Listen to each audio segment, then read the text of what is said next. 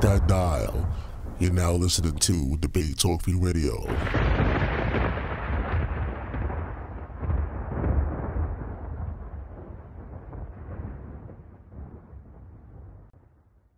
Brother B.A. Ben Abraham, and I'm your host of the Man Up segment on Debate Talk For You platform.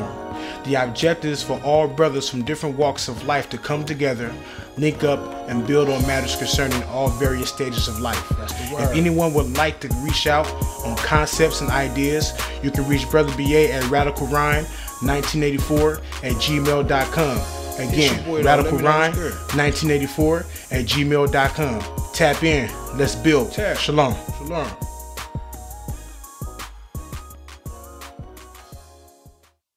What's going on, everybody? How you guys doing? Welcome to another show. You're now listening to Season 8 of Debate Talk Free Radio. I'm your host, Sal Showtime, and we are back with another classic show for you guys. Well, tonight is the reinstallment of the segment we call the Roundtable. It's been a long time since we did a Roundtable show right here on Debate Talk for You, but this is episode 39, family. This is episode 39, and you know, on the Roundtable, we invite various special guests to come on to speak about a particular topic. And some of the special guests are here. Some of them are on their way. They're going to be here later on. But we appreciate the listeners out there that's tuning in via phone or via Skype. While down that number, 319-527-6239. Today's show is entitled, Israelite Street Cred.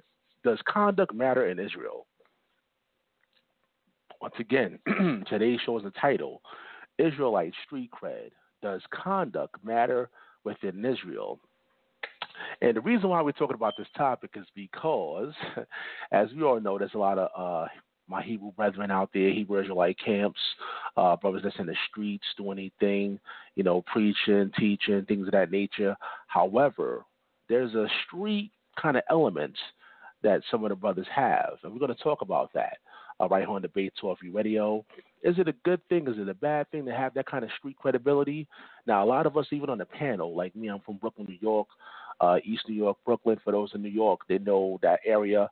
They know how it is in that particular area. Growing up in that area, there's a little bit of street element, that you gotta grow up with. Not a little bit. Back in my era, it was a lot of things going on, but most of us, for the most part, have grown up in certain type of areas. And we're going to talk about conduct and how we're supposed to carry ourselves within Israel, despite, growing up in certain areas. We haven't grown up in the most lucrative neighborhoods. However, we still survived, and we're here, doing the work right here on Debate Talk Free Radio and elsewhere. So let's introduce the special guest. I believe, okay, I see a few more people jumping in. All right, so let me introduce my first special guest. My first special guest is from the West Coast, West Side. Our brother B.A. Welcome to the show. Yo, what's the word? Much love, praises go to the Most High God in the name of His holy, only, and anointed messenger known as Yeshua the Christ. Against brother B.A. Straight out of Sacramento, California. I'm just glad to be here and to get down to business. All right, we appreciate Brother B.A., host of the Man Up segment. He's here doing double duty. Did a show on Monday. He's back again right here on Debate Talk Free Radio. Now, my next special guest actually reached out to me via email. He wanted to be on the platform. And that's how we do, family. It's easy to come on the platform. What you got to do is reach out, send me a brief bio with your information, and we bring new people to the platform. That's what we do. We like to hear new voices, hear knowledge from other various people, and he is here right now on Debate Talk Free Radio. This is my brother, Brother MARIEL. Welcome to the show. Can you hear me? 678. Probably got me on mute, brother. Hey, MARIEL, you there? All right, hold up. You got to check back with the brother. Hold up. Hopefully, you got to check back with the brother. Hopefully, everything's okay on his end. But my next special guest, he's been on the show before as well. Yeah, I know him from the Man Up segment, co-hosting with our brother B.A. This is Anonymous Hebrew. Welcome to the platform. Yeah, shalom, family. It's Anonymous Hebrew. All praises to the Most High Yah. Just excited to get this segment started. I'll go ahead and have a good conversation and see what we can build on. That's all I got. All right.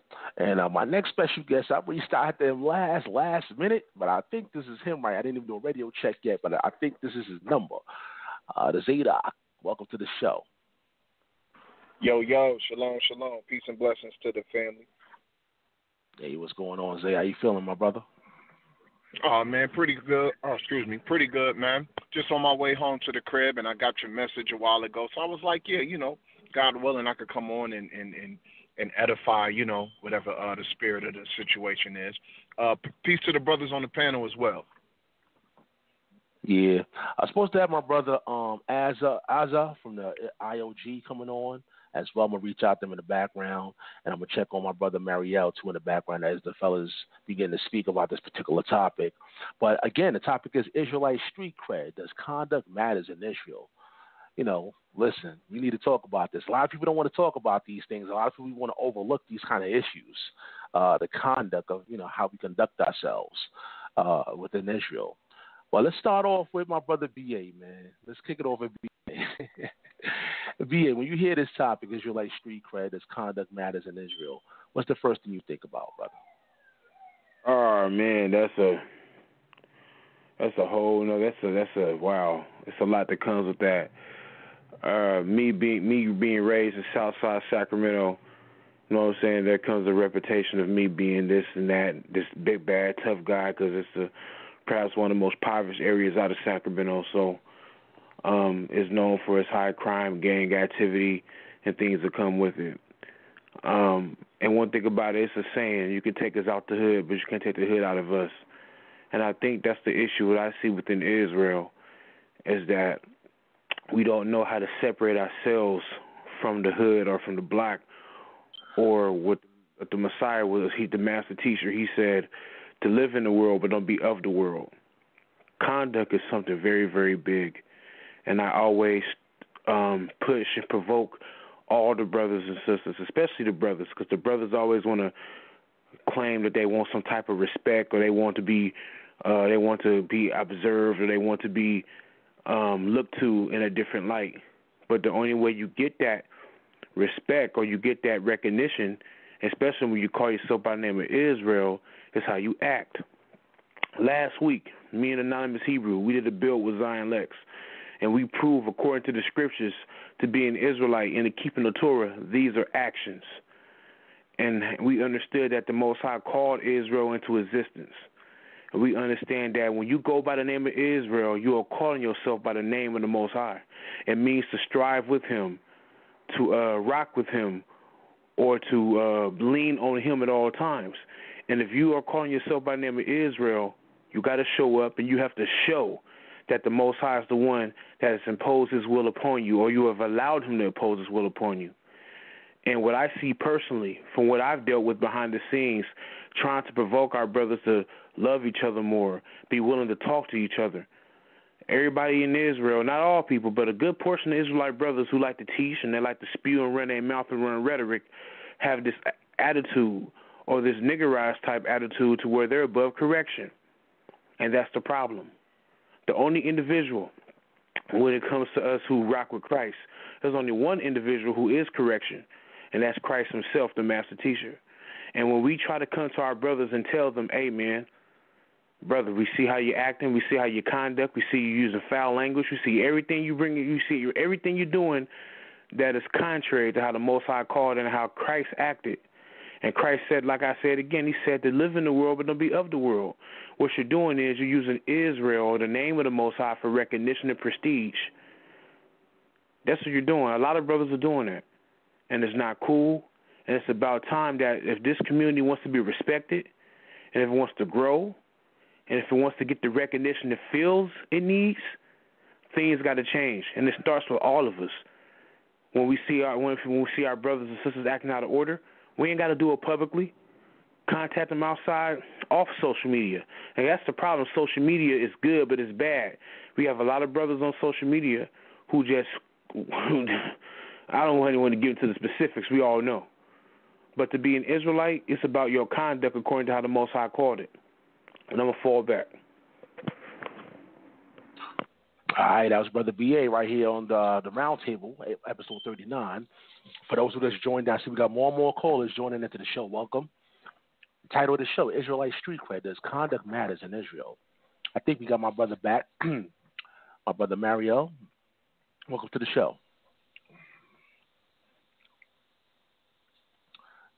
MARIEL, you there? Appreciate it. Yeah, I'm here. Yeah, what's up, man? What's going on with you, man? Not much. Another day. All right. I appreciate you reaching out to me, man. And like I said, it's your first time on the airways, but we're going to definitely bring you back more in the future on Debate Talk for you. All right, so, again, the topic is Israelite Street Cred, Does Conduct Matters in Israel? What's the first thing that comes to mind when you hear that topic? Moral values. I hear like we are supposed to be underneath certain laws and statutes or commandments. A lot of our laws and statutes or commandments deals with how we treat our brothers and sisters. We know that 2 commandments that are given in the Torah, and for the people that follow the New Testament, the 2 commandments are also given is to love the Most High with all our heart and to love our neighbors as ourselves. So when we look at loving our neighbors as ourselves, we don't really take heed to that in the sense of how do we conduct ourselves in the public eyes.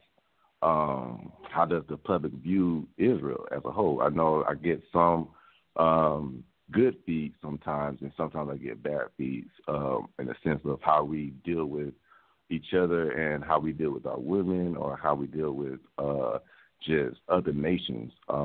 We have to be mindful that we are carrying the name of the Most High on us. So when we carry the name of the Most High on us, we have to keep it holy and sanctified as well. That's one of the most important things to the Most High is His name.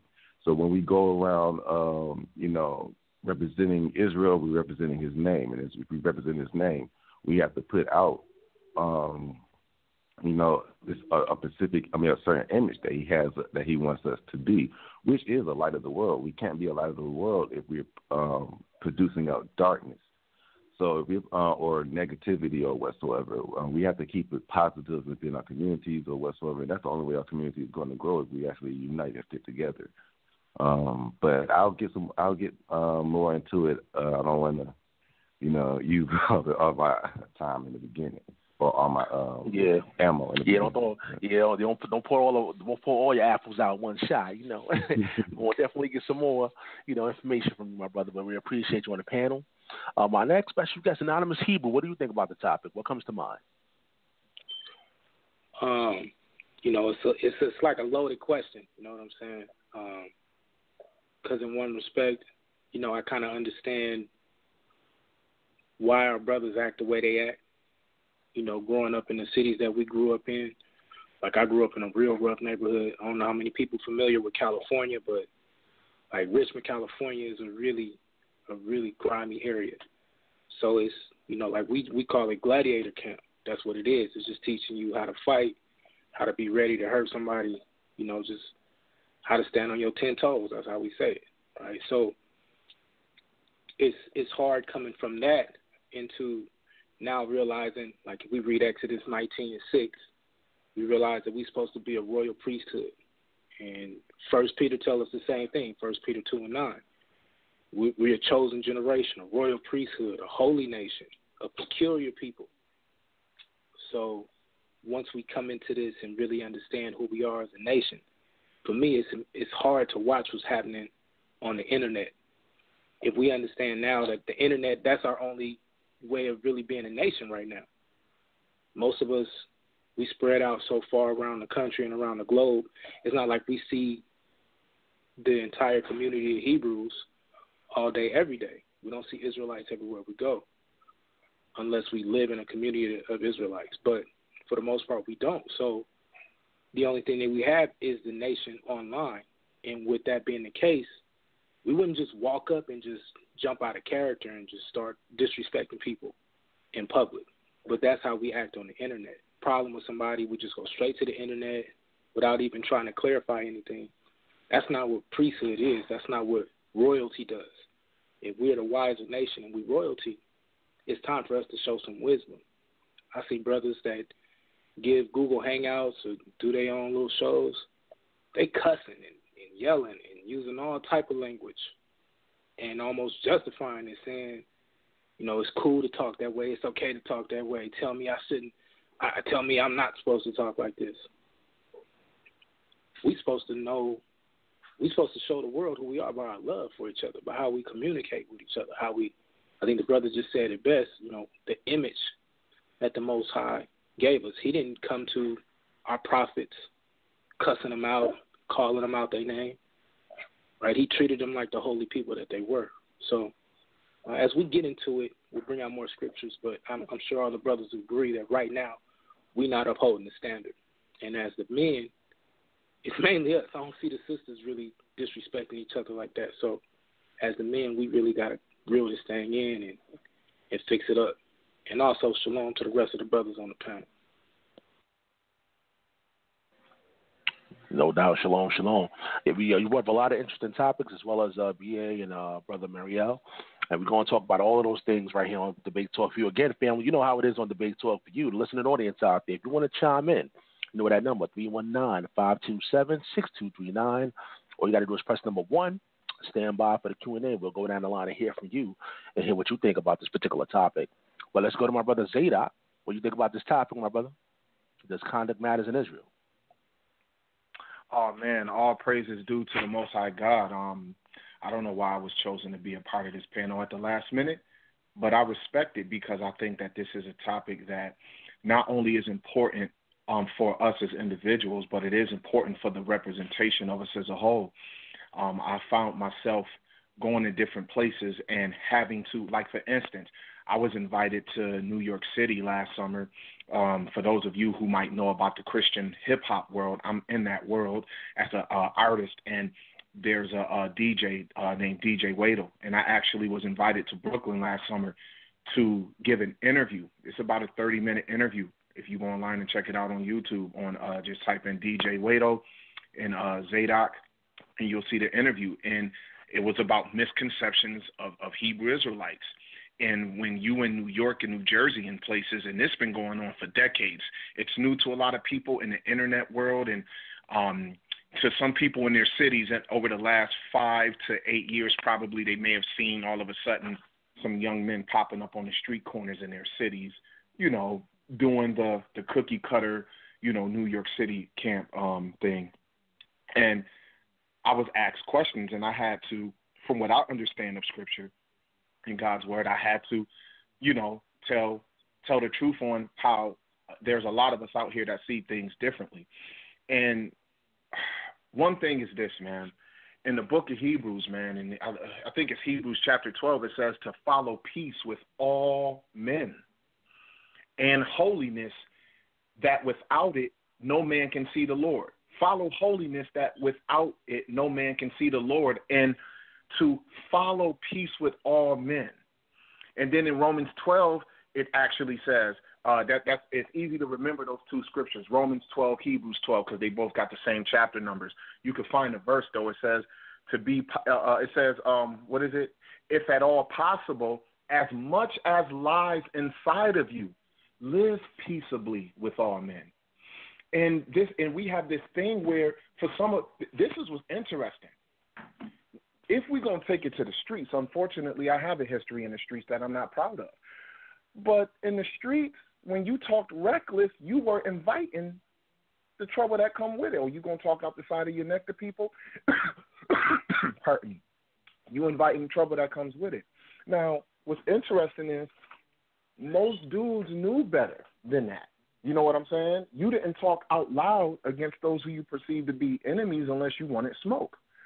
Now, a lot of guys were never in the street to even have that experience of some so-called worldly street cred and street persona and this, that, and the third. And just like rap music, dudes who ain't never been no gangsters, dudes who ain't never banged, dudes who ain't never been in that kind of lifestyle, they become rappers, and all of a sudden they was the biggest thug and they sold all the crack in their city and shot everybody.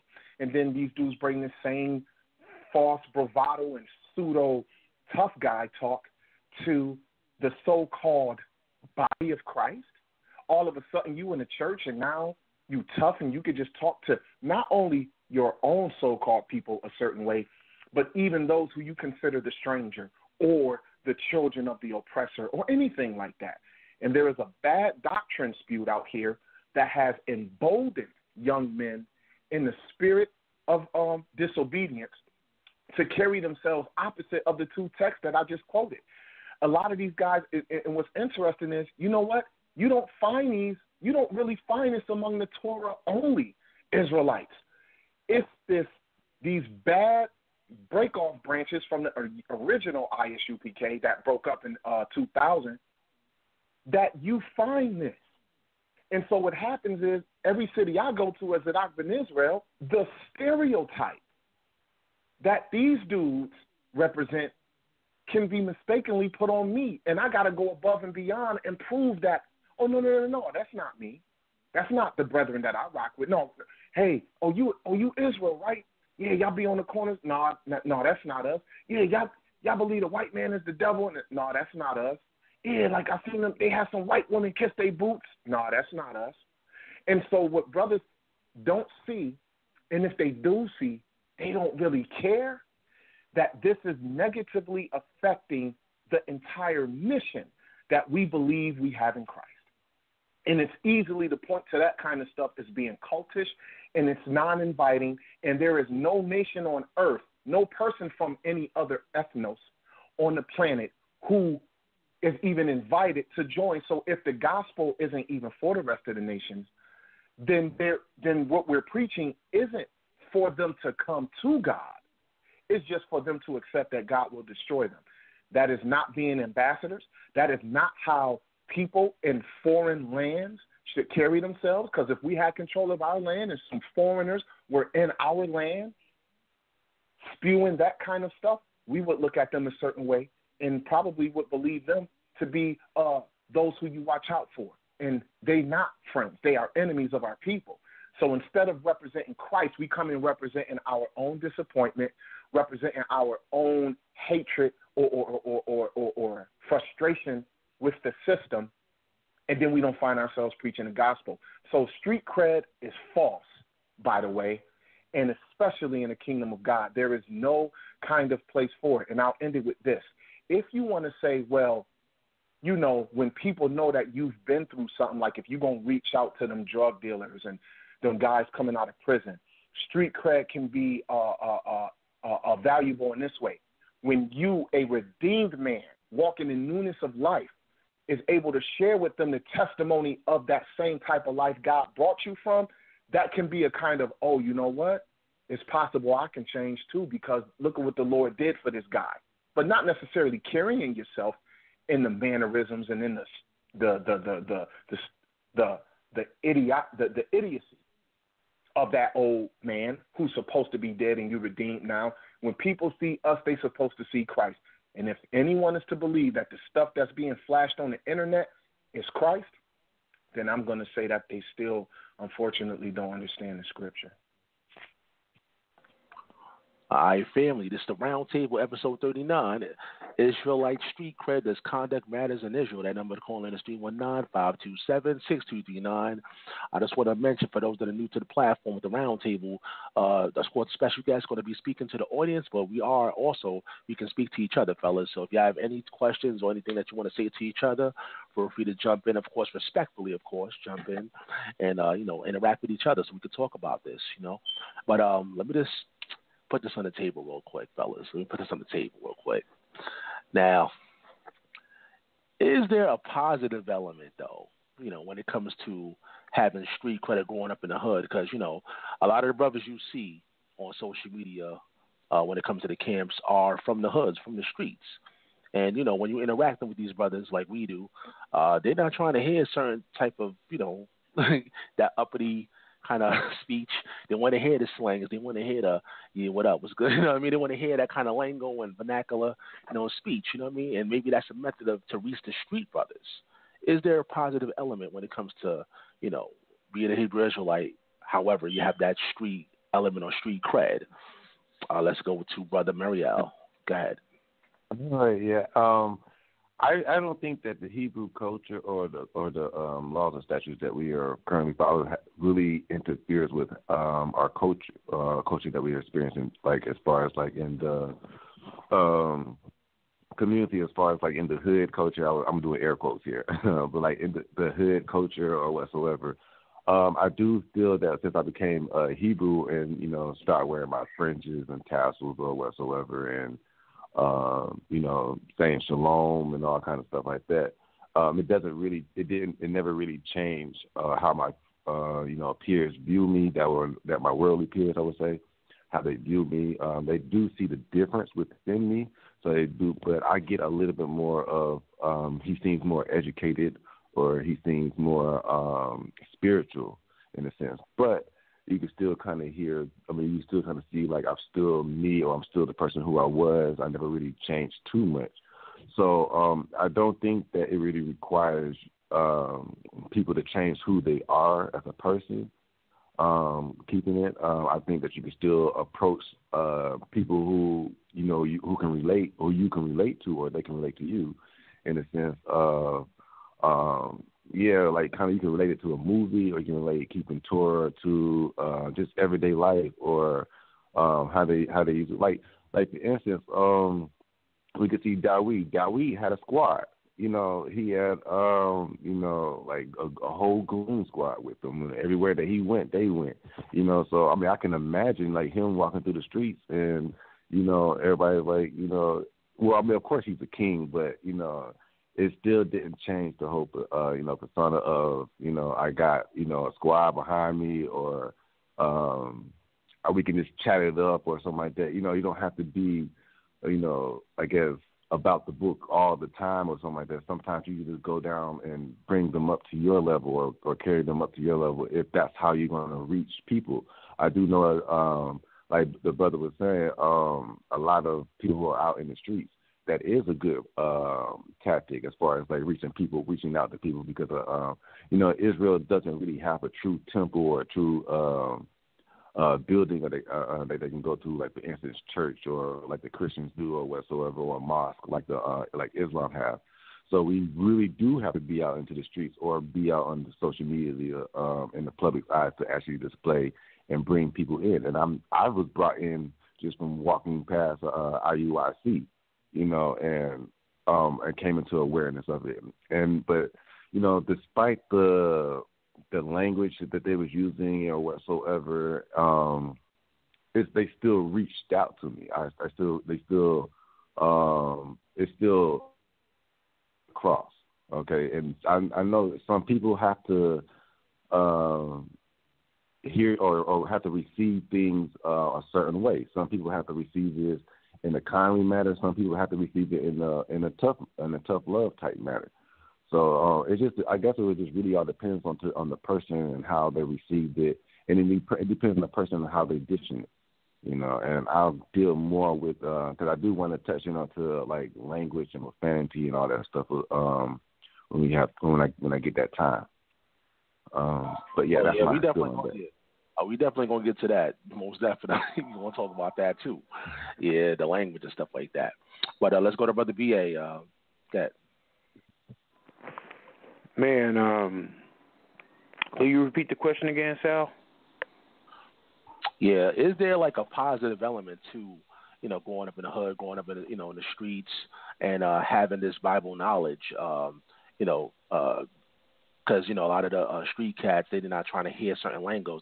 They want to hear their type of lingo in order to be reached. Is that a positive or a negative? That also can be it can be a positive. You can speak the same language the brothers in the street speak. I know I still do from time to time, because I come from that element. I come from the streets. So my thing is that, and like I said, me being from South Sacramento, and then certain brothers are just going to want to hear someone who speaks their language. Now, it doesn't mean I go out and curse, but I do bring the scriptures. I do bring the scriptures in the form and through the form of the lingo I grew up in, or the dialect I grew up in. So I see it can be a positive. It can help.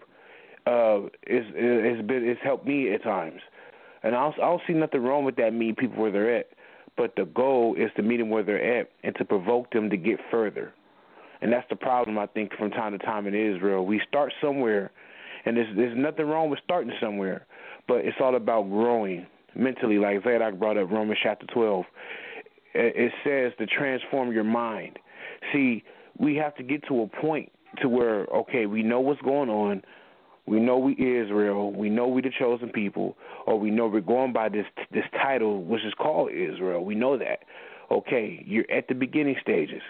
Guess what you got to do now? Make attempts to change and to actually grow. It's all about growing.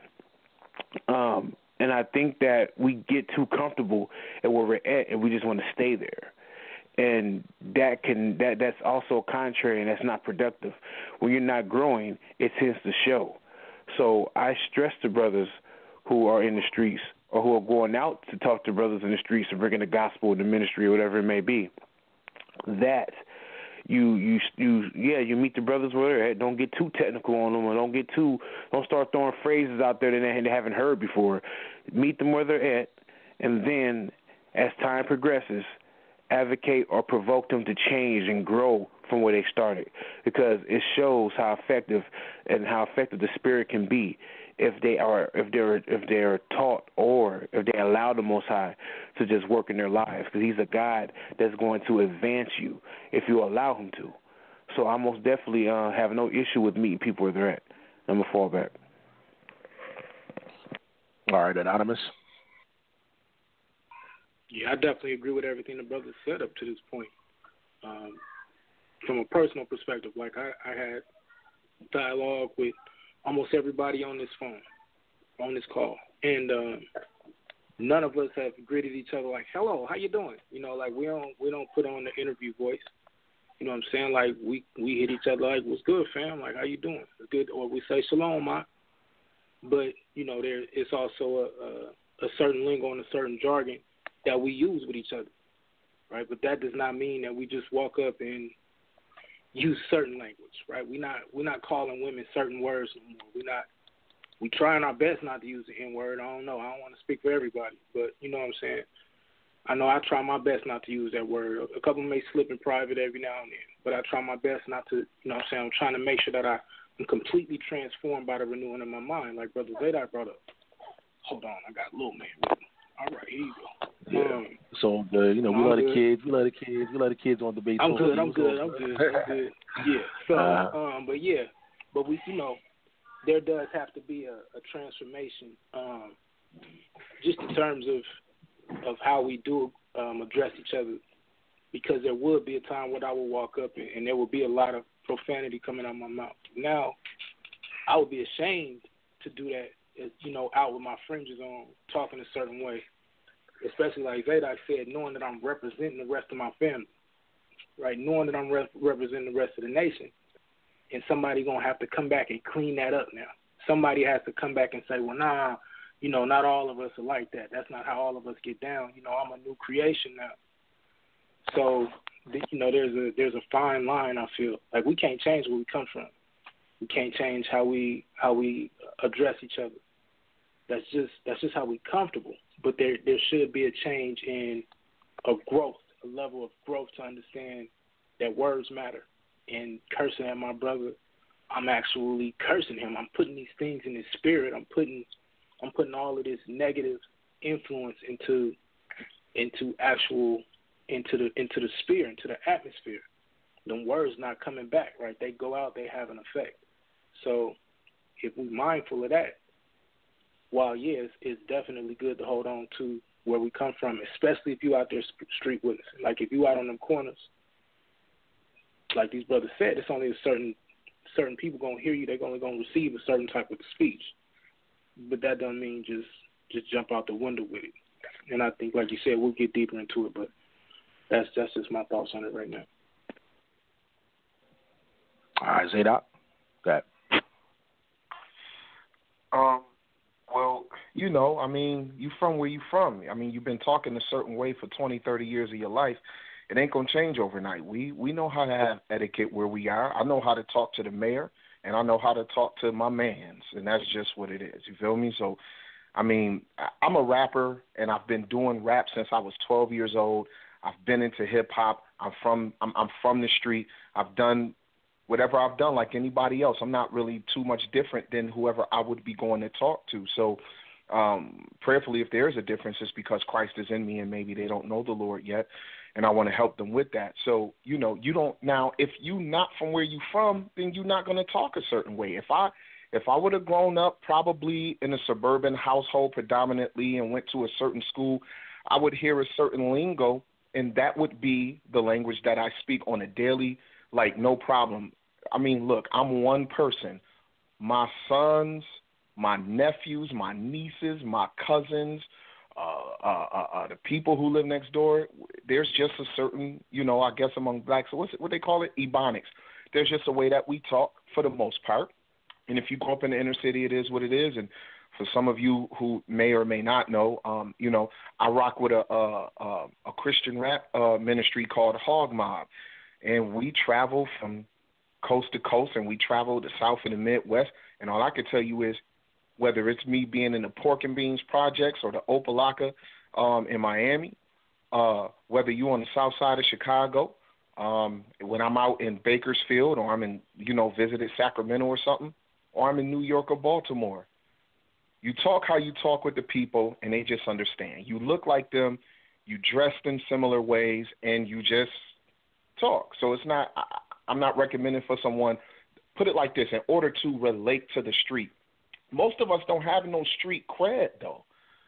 It's not necessarily street cred. It's more or less the language of the ghetto. It's the language of the urban centers that are packed with minorities. You know, I mean, you go to the west side of town, the Puerto Rican boys, when they speak English, they talk similar to us. And I'll tell you this, some of my Caucasian homies who grew up in the ghetto and lived there most of their life, they talk the same way.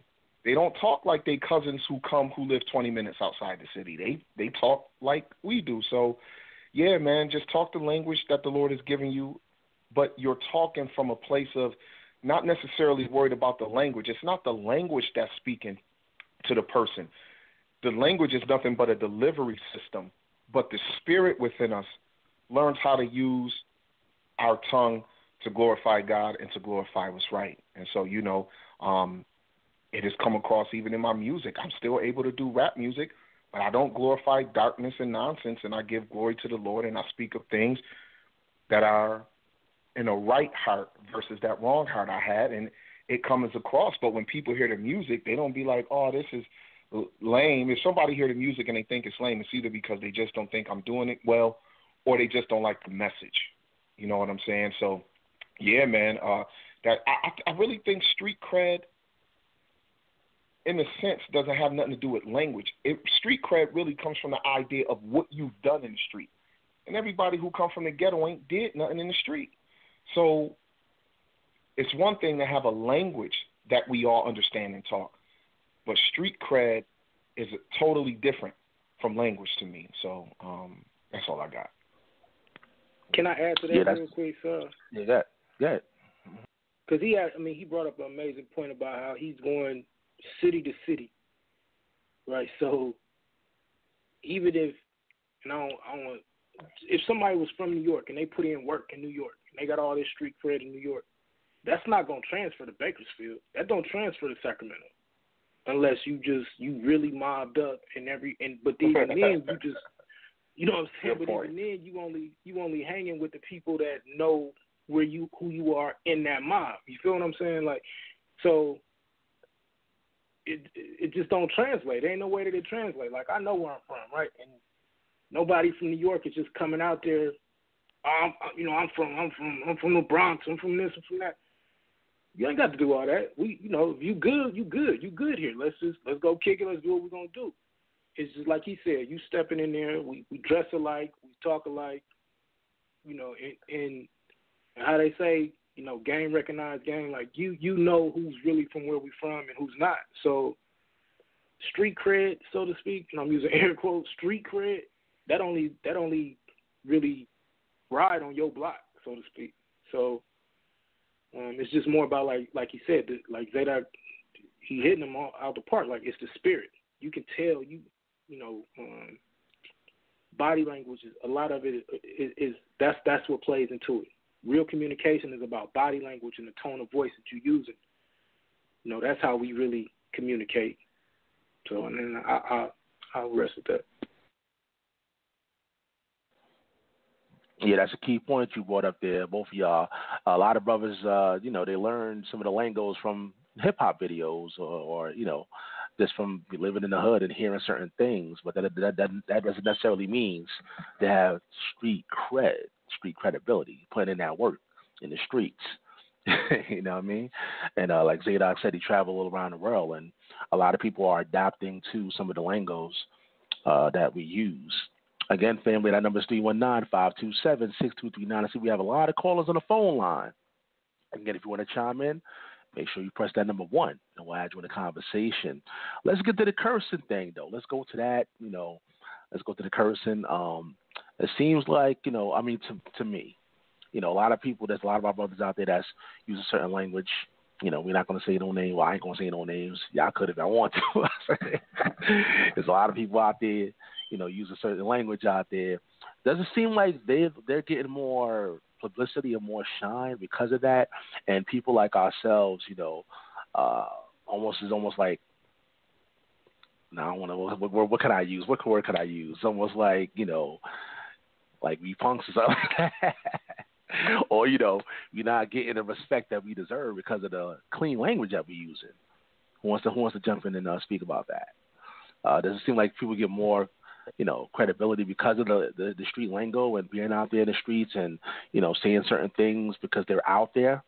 And, or even if we are out there, but we kind of using the professional way of speaking or not using such language as far as cursing, does it seem like it's almost like it hurts us within this community? Let's go to my brother, BA. Go ahead. Yeah, now I'm going to speak on my own for myself. And those who know me, they know how I do. Even Sal, two words I use constantly. The word, like the word hell, I'll use in the phrase like, you don't have a blue in the hell clue what you're talking about.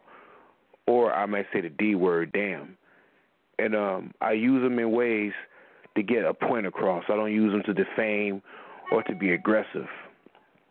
But when it comes to various other words of profanity, those that I don't use, especially when it comes to the word of God.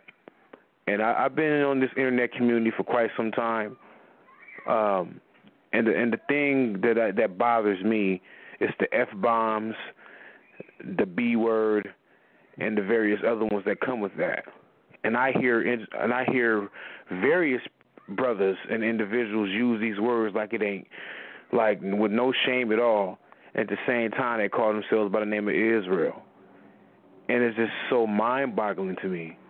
And what really, really makes it bad is that they say these things publicly on a YouTube channel or on Facebook or Instagram or various other platforms so people can hear them and see them. This right here is what really bothers my spirit, because it bothers me at times because I'm sitting up here watching, and then you got all these brothers that claim they know the text, they know the book, and yada, yada, yada, and all this and all that. But I can't tell the difference between the brothers in the streets that are in the world. I can't tell the difference by the way a lot of these brothers move online. I've been in various Google Hangouts from a couple of years ago to where these brothers, they behind closed doors, you'll be amazed at the things I've heard.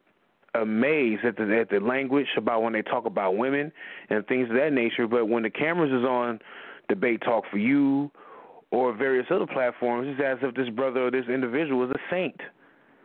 And that's why there's a lot of brothers who I do deal with in the community from a brother perspective, try to be brotherly as possible. And there's just some brothers in my spirit just want to not allow me to deal with, even though I pray for them. And like Sal right here. Sal should not have to constantly remind brothers who have this notion or who have this attitude or who put it out there like they're so holy and righteous. He has to always remind individuals, keep it clean, no profanity. And then no matter how many times that he stresses it, they still slip from time to time. But these same individuals say they Israel. That's the problem. See, we have to be very careful when we use that word Israel or the Most High is in my life or these things that we try to make it seem like that he's just the one supreme in our lives. We got to be very careful because, like Christ said, woe on you who turn people away. And our conduct, part of our conduct is how we talk. And who are we fooling if we're supposed to be a light to the nations? How are you a light when you cursing? Your light's supposed to shine, like it says in Proverbs, I believe. The light, the law, is a light. You're supposed to be a light to the world. And believe me, you're not a light to the world by acting like a raving lunatic, screaming and yelling at the top of your lungs using profanity. You are shunning your light. And then at the same time, you are using and you're coming in the name of the Most High. So I would suggest, or I would stress from here on out to the callers, everybody, that when we come across brothers and sisters of this attitude that just feel like they're above correction, like you can't tell them nothing for using foul language, make it a point to correct them. And after that, if they want to get crazy with you, pray for, leave them in prayer, and don't deal with them after that. But or at least hope that they change, because we're responsible for each other, man. We're supposed to let each other know how to act if we see a brother acting all crazy. So just remember. Oh, hold on, fellas. I got my car alarm going off. I got to fall back. Yeah, go ahead. Yeah, we're gonna go to the next person. Let's go to ZADOK, man. ZADOK, what do you think about, like I said, cursing, the foul language, versus brothers like ourselves that are not trying to use that language, but it almost seems like it hurts us more than helps us. What do you say to that? Well, I would say if a man believes that, I got to use all of these profanity words because other than that, I'll be ineffective, then you probably should be doing something different, to be honest with you. I don't cuss in my music, and I don't cuss when I'm out in the streets and I'm talking with people about the gospel. Even in my home, I'm not cussing all the time. Now, I said that on purpose because I would be a liar if I sat up here and just tried to make the audience believe I'm not someone who may use some words that would bother people. But in my own, not necessarily in my own defense, but in my own reasoning, I understand that words matter, and I understand that at some times, no matter what you think, no matter what the next man thinks versus what you think, sometimes as a servant of God, you're going to do things for the sake of others. I'll give you an example. I don't believe that, I don't believe that drinking is a sin. There are some Christians who believe that it is. I won't argue back. I'll have a discussion with them, but we're not going to really argue. When I got brothers who have an issue with drinking and stuff like that, for their sake, I won't drink around them. But when I'm with my brethren, especially we get together with the feast, we know what the Lord said, man, if you desire strong drink or wine or liquor, and that's what you're going to have. He's still not telling you to be a drunkard. He's not still telling you to sit up and get drunk and all that. But bring them things to yourself and bring them to the feast. And you and your family sit before me and be merry. We're commanded to be merry. So on one hand, while I know when I'm with my brethren, I'm not sitting up getting drunk, but man. Yeah, go ahead and give me a glass of that Mogan David, homie. Yeah, let's sit up and build. Or a brother might be like, hey, man, you want a brew? If I'm in his house and he's comfortable, I'm cool with that. But when I'm around others and I know that they may, whether they got it right or wrong ain't my point. For their sake, if that's something that they mind wrestle with because maybe the tradition they come from taught them that, for their sake, I won't drink around them. That don't mean I don't drink. By God's divine providence, I've been given the right to marry a woman. And in marriage, my bed is undefiled. But guess what I won't do? I won't have sex with my wife in front of my children or in front of friends or in front of anyone. You understand what I'm saying? So it's the same way. Like, okay, I have a right to do certain things because I'm a man. But at the same time, the Bible says don't let your liberty be a cloak for maliciousness. So if I get wind that somebody just really got a problem and they bothered to their soul about something, for their sake, I won't do certain things. Now, in my everyday language, it's words that just don't come out of my mouth. I don't just run around. I'm talking about whether in public or in private. I don't run around F-bombing. I bred dogs. I used to breed pit bulls for like 12 years, I used to sell them because it was like tax return twice a year when them females had them litters, man. You know what I'm saying? You in the hood and you selling pit bull puppies for $200-$300 and you got 9 of them, bro. Oh yeah, I just made a quick $2,700 off them 9 puppies. I did it for years. And when we sitting and we talking that, and for any of you who breed dogs, now do you got to say the word? No, but it's common language. You go and buy you a pit bull in the South with AKC papers. Cat's going to point out, oh, yeah, this my stud right here. He this, oh, boom, boom, boom. This my B right here. This my B right here. She's this, oh, she had this many litters. She's bred from this, that. It's common language. It's just like the word heifer. In the Bible, for those who read the King James, the word heifer describes a female cow. Even in the book of Hebrews, it says if the ashes of an heifer, the sprinkling the ashes of an heifer could purify the flesh, blah, blah, blah. The red heifer used in the temple dedication. But then the word heifer can be used. I remember my grandma and them used to use it when they wanted to get at my nieces and them. Like, look here, heifer, this, that, and da-da-da-da. So it's all about placement, understanding, and context. And the last one I'll bring up is the N word. I know a lot of brothers and sisters who got an issue with that word. For me, I don't necessarily have an issue with the word, but when I'm around people who just got an issue with it, I'm careful if it comes out at all, but I'm careful with it. But for those who know me and they're like, no, we know how you is, I don't have an issue with that. I'm around a lot of dudes who use that word on a daily basis. I'm not offended. I'm not even like 0.1 minus negative decimal percentage, right? Because to me, the word, the N word, the way it might be said ebonically or slang-wise, is a derivative of the nigger word that you can find in the dictionary, right? But then you also have other words that I don't accept necessarily to describe me, but because I know where they come from. I don't care if it's Negro. I don't care if it's Afro this. I don't care if it's colored. All of them are words that were put on us, not words that we used of ourselves. So I don't really run around. I don't have a problem with the NAACP still calling themselves the National Association of Advancement for Colored People. Colored is not a term of endearment, okay? So to me, everyone don't have to agree with this, but I'm speaking for me. Negro. When I heard Malcolm X use Negro, when I hear Martin Luther King in his speeches use the word Negro, I know he's not meaning it to demean the people. But where that word comes from, it was used as a negative toward us, to describe us from another ethnic group, right? So all I say is this. I don't have a problem with everything that every man may have a problem with, but I do know that for the sake of my brother, if Paul said, look, for the sake of my brother, if my meat offended him, I wouldn't eat meat for his sake, then for my brother, if it's something I could use that for him or her as an offense, then for their sake, I'm definitely willing to work on getting away from that and prayerfully totally getting away from it, whether in public or in private. So I think sometimes as ministers of the gospel, we're doing things for the sake of other people, not always because of our own, like, well, I ain't got no problem. Yeah, you might not, but I do. Okay, cool. You know what I'm saying? I took a lot of stuff out of my language because I just found that it's an issue and I don't need it to be a stumbling block. And so I'm still a work in progress, as everyone in here is. And so that's kind of how I look at it. All right, family. 443, I see you. I'm going to get to your call. Again, family, if you want to chime in, that number to call in is 319-527-6239. If you're listening on social media, if you're listening on Blog Talk Radio, that number to call in is 319-527-6239. Once you call in, you got to press number 1. And that lets me know that you got a question. We have a lot of people on the phone. I see a lot of Skype callers out there as well.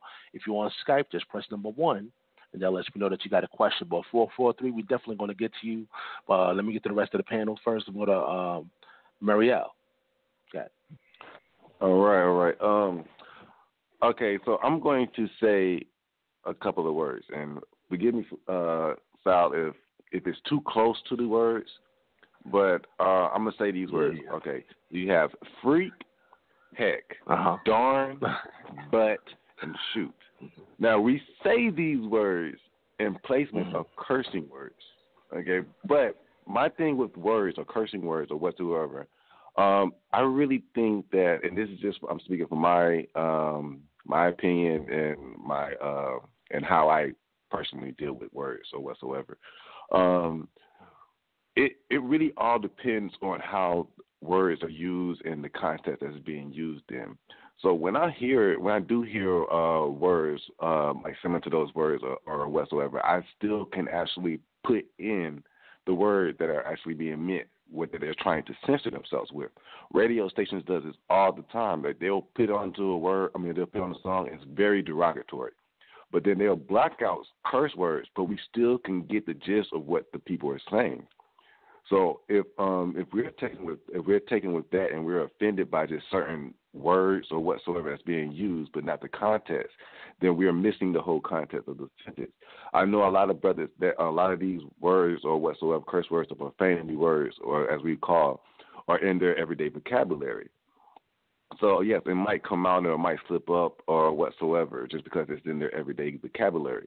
Now, how I view when somebody curse or compared to cussing, okay, to me, cursing someone or cursing at somebody is in a sense of profaning them or making them feel derogatory or making them feel low about themselves or whatsoever. For instance, I can say, "I hope you die and your babies, are fatherless." That's a curse. That's literally a curse. You're cursing somebody. You're sentencing somebody. And we remember the promise that the Most High gave to Abraham, that whoever blesses your seed shall be blessed, and whoever curses your seed should be cursed. That's what I believe that the Most High is meaning by curse, and you shouldn't curse or you shouldn't profane. I'm gonna read a verse that's in Leviticus 19. Give me a second so I can pull it up. But it deals with exactly what it was referring to, like Leviticus 19:14. You should not curse to death or put a stumbling block before the blind, but you should fear God, for I am YAHUAH. Okay, so why is he saying not to curse to death?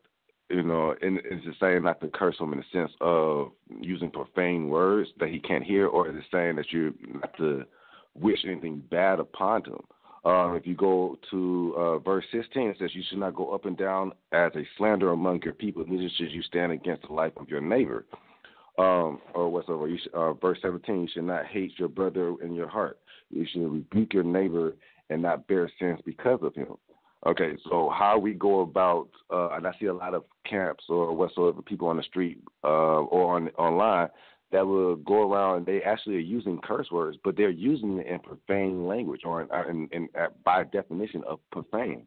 They're belittling people using certain words, and you don't necessarily have to use the big seven. You can use any type of word that still come off as a curse. It can still come off as you downing somebody. You can still turn people away, and not even use any of these cursing words, as we quote unquote say, and still curse your brother. So I really believe that it's all about how we use the words and our intentions on using words to actually bring people in, or we can use words to push people away. It just all depends on how we go about it. But that's my part onto that. All right, Anonymous. Yeah, I think all the brothers, they all brought up some excellent points. For me, the verse that stands out to me the most that exemplifies, I think, the point that I'm making is 1 Corinthians 15:33, and it talks about, "Be not deceived, because evil communications corrupt good manners." That's in the King James, that's what it says. Just 3 words: evil communications corrupt. And I ain't going to break down, I ain't going to go to no Greek parsing. But the issue that I see, and just to land back a little bit off what, like, my brother B.A. and I said, and even, I don't want to mess the brother's name up, but is it MARIEL? Yeah, you can say your name, bro. MARIEL. Kind of like Ariel, sorry, but MARIEL, yeah. Got you. It's okay. You. Apologize. The brothers was making some excellent points. For one, I'm not going to sit here and act like I'm perfect and I don't say no cuss words, to the point where sometimes, if I'm driving and, one of them words might slip, my daughter will say, "We don't say those words." And, so I check myself. So, we all are guilty of certain where we kick quote unquote profanity. And I'm also not gonna sit here and say like I don't have, especially certain family members, when they call, you know, they drop N-bombs all the time, or they may drop an F-bomb. I'm not sitting there like, oh my God, don't speak to me like that. Like that's just, I'll be honest with you, it's just not realistic. But the difference comes when we are actually using this as an evil communication. There's, like the brother was talking about cursing in terms of putting a real curse on somebody, but this profane language, when we use it or throw it out there at somebody in a form of being evil, that's also almost like a form of cursing them. I'll be honest, you know, I haven't been out in the open in this community except for maybe, you know, on the shows and stuff like this, maybe 6 weeks. The type of stuff that I've been called and said and all of this, that gets you worked out. Where I'm like how I grew up. You just don't talk to people like that. You're not going, brother or not, you're not going to hit them up and drop F-bombs on them, call them B-words. You know, these are words, I'm not going to say them. But, you know, if you're going to say a B word and then the A word and then the N word, you put all three of those words together, that gets you hurt. You know, because now, especially with the masculine energy, we got to deal with each other. And this is the thing I'm talking about when it comes to cursing. That's the type of stuff we have to stop in this community. Because eventually, if you keep messing with people, you keep barking up a certain tree, that tree going to fall on you. Some of these people, including myself, really come from real serious backgrounds where even if I don't do something, somebody else I'm associated with may do something. So it's even important for me not to even tell certain people that so-and-so said or did something, because that's how serious some of these people are. So it's very important to realize, like, if we the wiser nation, some of these things just don't happen. And I'm going to give you another example. You know, we watch a lot of videos on the internet because that's pretty much what we have to do in our community. Some of these brothers got the book open, teaching a lesson and cussing at people, and then will actually let it come out their mouth and say, I dare you to say that there's something wrong with me cussing while I got this book open. I actually heard a brother say Moses probably did it. I bet you wouldn't say nothing to him. Like, that's ridiculous. Like, that's when it really becomes to the point where it's like, you don't need to be teaching. You may not even need to be in this nation right now. We need to get you some help.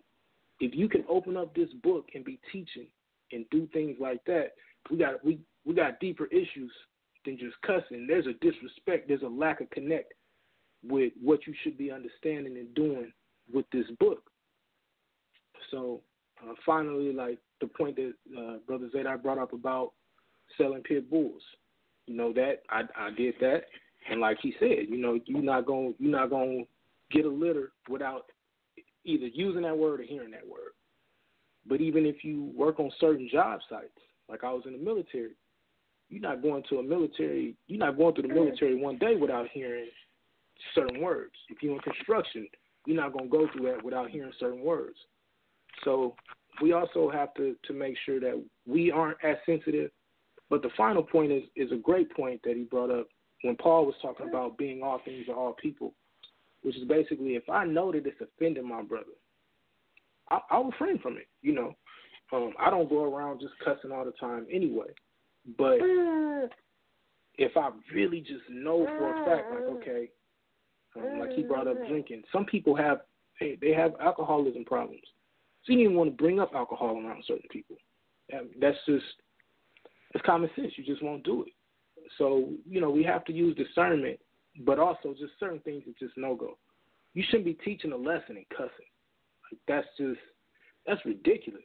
And then when somebody, like Brother B.A. brought up, try to correct them or you bring them up like, brother, that's not the way to do it, then they cuss you out and they above correction.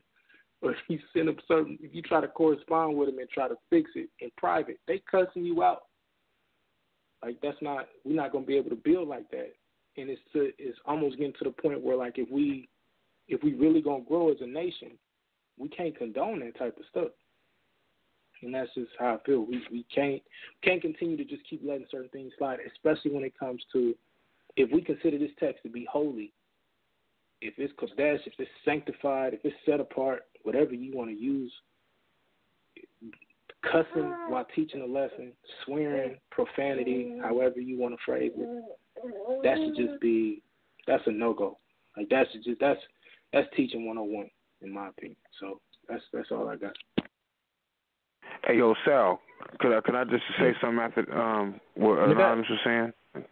I just want to add, the past couple of weeks, me and Anonymous, man, behind the scenes, we've caught hell trying to deal with our brothers and try to be cordial and try to be respectful. And we're just trying to change the image of the Israelite male in society, or just black men, period. That's why the Man Up segment is the direction we're going with it. That's the reason why we're taking the direction we're going, because we want improvement and we provoke improvement and we want improvement. So, like ZADOK know this as well. I've been a part of the Skype classes with the brothers of Buffalo for a number of, about 2.5 to 3 years, and just there's some things that is recorded, things not recorded.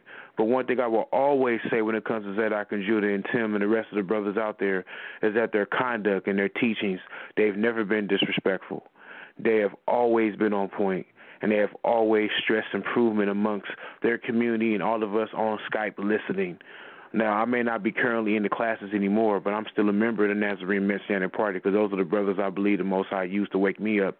And one thing I know for a fact that, and another thing, when it comes to Israel is an in-house.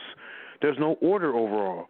I mean, you may have some camps and some groups of brothers and sisters who have order, but overall, man, it's a whole bunch of unprofessional way of doing things going on.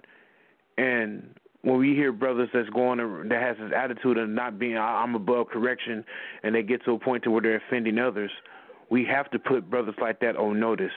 And like it say in the scriptures, if they choose to continue to be ignorant or just act a fool and just act crazy, then we got to treat them like a heathen and let the whole community know. And this is not being done enough. Some brothers say, oh, just let it slide. Just let the brother. No, man, no. We got to set a standard. And we always want to complain, or the Christian apologist is calling us this, and I don't like being treated like that. Then change your behavior. It's that simple. Stop acting like a clown in public where people can see you. And with that, I'm going to fall back. All right, family, you know that number by now, 319-527-6239. One thing you brought up, Anonymous Hebrew, is that there's people out there that's actually opening up the book and, daring you to, like, challenge them in regards to using such language. I've seen people actually do lessons justifying cursing and using such foul language. It's crazy out there. But let's get this caller real quick. Let's go to 443-815. You're live. Hey, shout out Showtime. This is Brother Mercy. I'm going to give a verse. Since you said they give biblical support for cursing, I'm going to give a verse in the contrary. That's Romans chapter 12, verse 14. Again, Romans chapter 12, verse 14. It reads, bless those who persecute you, bless and do not curse. One more time. Bless those who persecute you, bless and do not curse. Okay, there's the verse that says do not curse. Oh, that rhymes. So we got here these brothers out here that curse all the time, Sal. I think it's because their vocabulary, they have very limited vocabulary, and they may read the scriptures, but I doubt if they understand them, because if you're cursing all the time, it's clear that you need to do a lot more reading and meditating, because people that do business and do real business, like when you get a contract written, like if you do a contract, a business contract, you're not going to say a whole bunch of curse words on the contract. People are trying to conduct business, they're going to talk professionally. And our people, I think, don't practice enough speaking professionally, and that's why we lag behind in business a lot of times, and that's why we behind economically. It hurts us economically. Your conversation hurts your business access and your business, people that will be willing to do business with you is affected by your communication. So I say that, you know, let's look at the statistics. You know, we're behind in education, we're behind in economics, financially, and so forth. So in order to improve that, we got to improve the way we dialogue and communicate. And one way is do not curse and try to use language that will profit us. I say all that because some of my kids, I'm a teacher, some of the kids tell me, oh, the A word is in the Bible. The A word is in the Bible. Or D, when they say the D word is in the dictionary. You know, and so I tell them, and so I tell them, I say that unless you're talking about something that holds water, then you're not using it in the right context. And they try to tell me, oh, I was talking about something to hold water. I said, no, you wasn't. You was not using it in that proper way. Now, if you're talking about something to hold water, then yeah, you can use that word. But but the way you're using it is not the right way. So I say all that to say, people try to use, try to make excuses for using their language. But I just wanted to present that to the brothers to say that I really believe our language when we communicate, and I want to know what the panel thinks. So you think that hurts us economically and how we do business with one another? Hey, Sal, before we answer that, can I ask Brother Mercy a quick question? Yeah, go ahead, What's man. that? Go ahead. Hey, first off, shalom, Brother Mercy. How you doing? It's Anonymous Hebrew. Shalom. I just want to get a quick, from your perspective, what do you think some of the things we can do to get this out of the community, this cursing and this way that people are going about handling, especially with the scriptures open? I think the first thing we need to understand is that we need to actually read the scriptures, and that's Romans 12:14. Our conversation needs to be about blessing. See, if you're cursing, you're not blessing. So the opposite of cursing is blessing. And it's not just about the words. Because like another brother stated, if I say I hate the ground you walk on, that's still negative, So it says you're supposed to bless. Not just not use curse words, but you're supposed to bless. So when you teach the scriptures, it should be a blessing. A lot of people don't know that. But when you teach the scriptures, it's supposed to be a blessing. Suppose you talking to your brothers, it's supposed to be a blessing. and another thing. No, I'm sorry, Brother Mercy. This is B.A.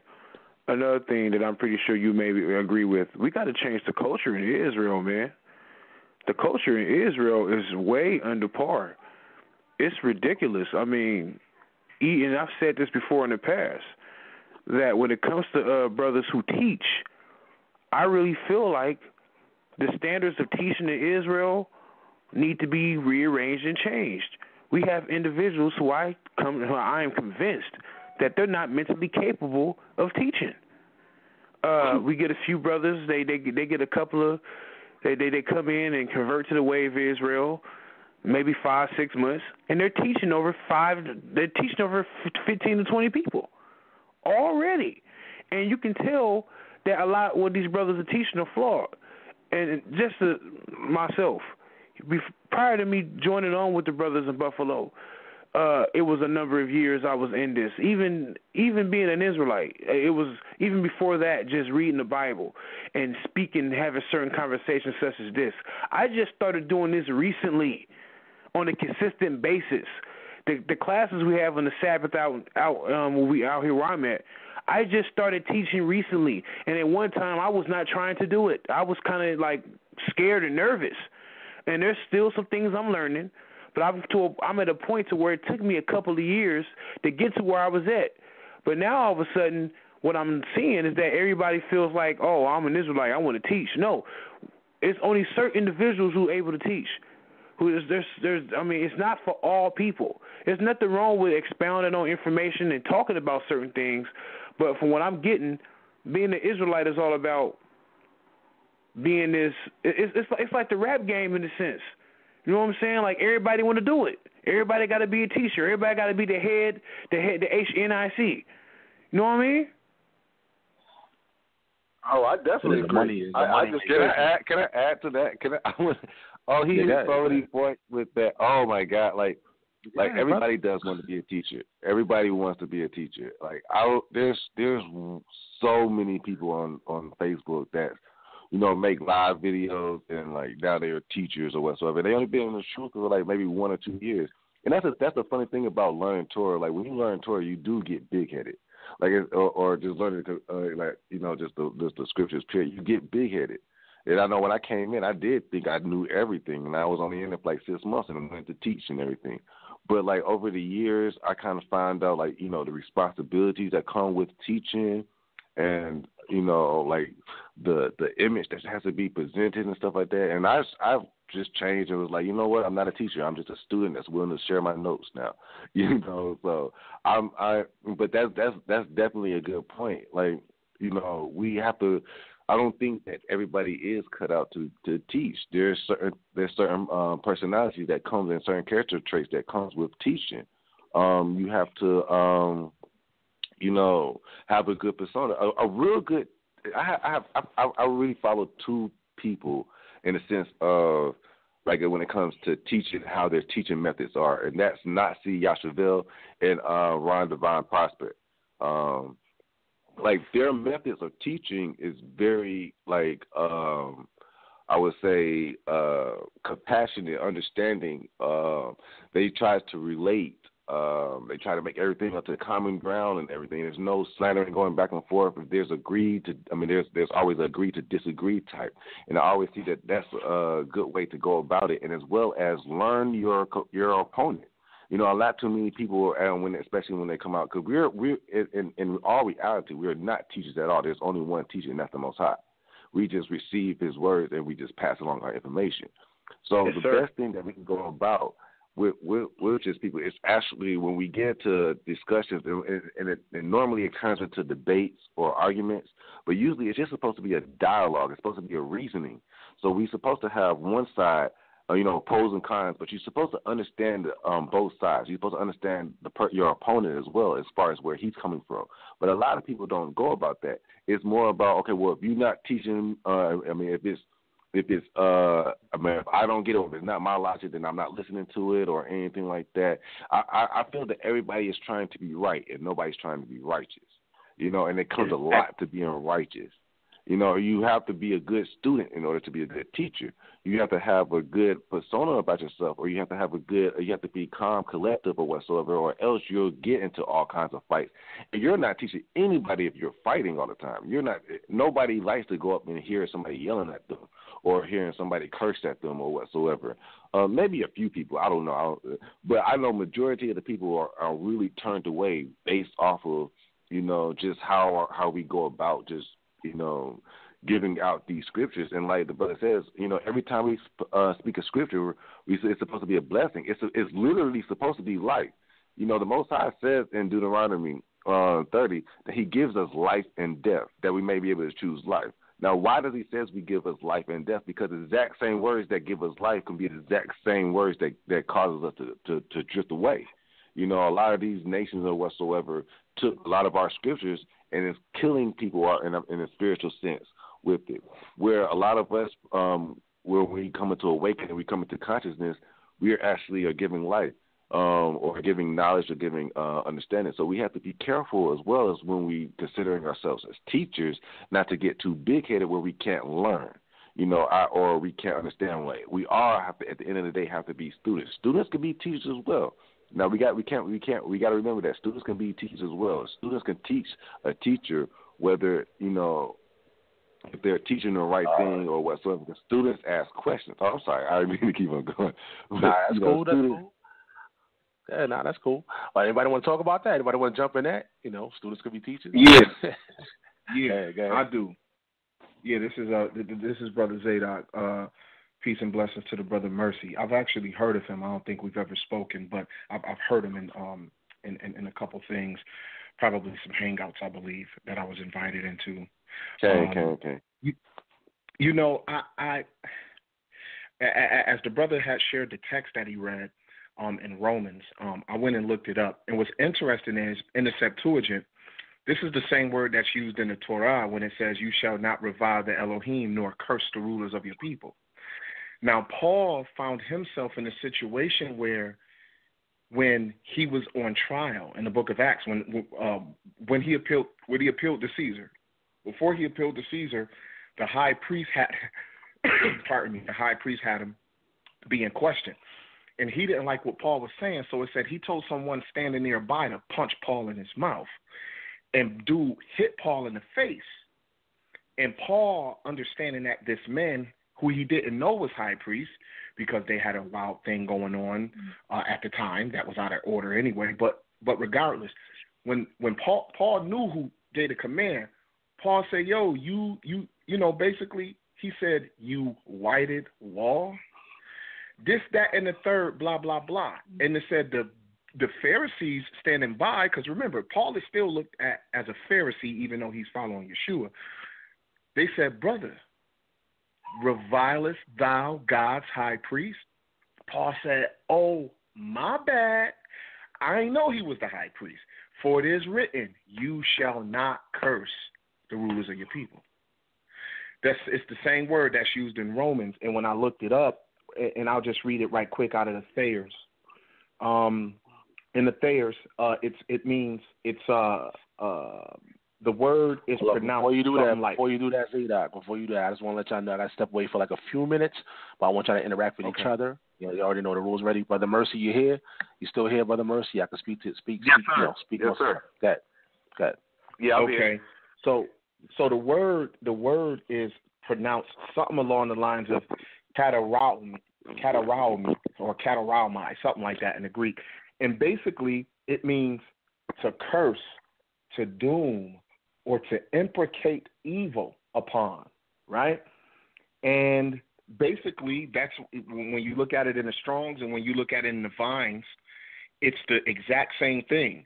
So I do believe that the brothers are on the right track where it's like, yeah, the words you choose are important, but also the spirit behind them and what you're using them for toward who you're using them for. You know, I'll use an example like the word jerk. I have chastised my children when they want to call somebody a jerk.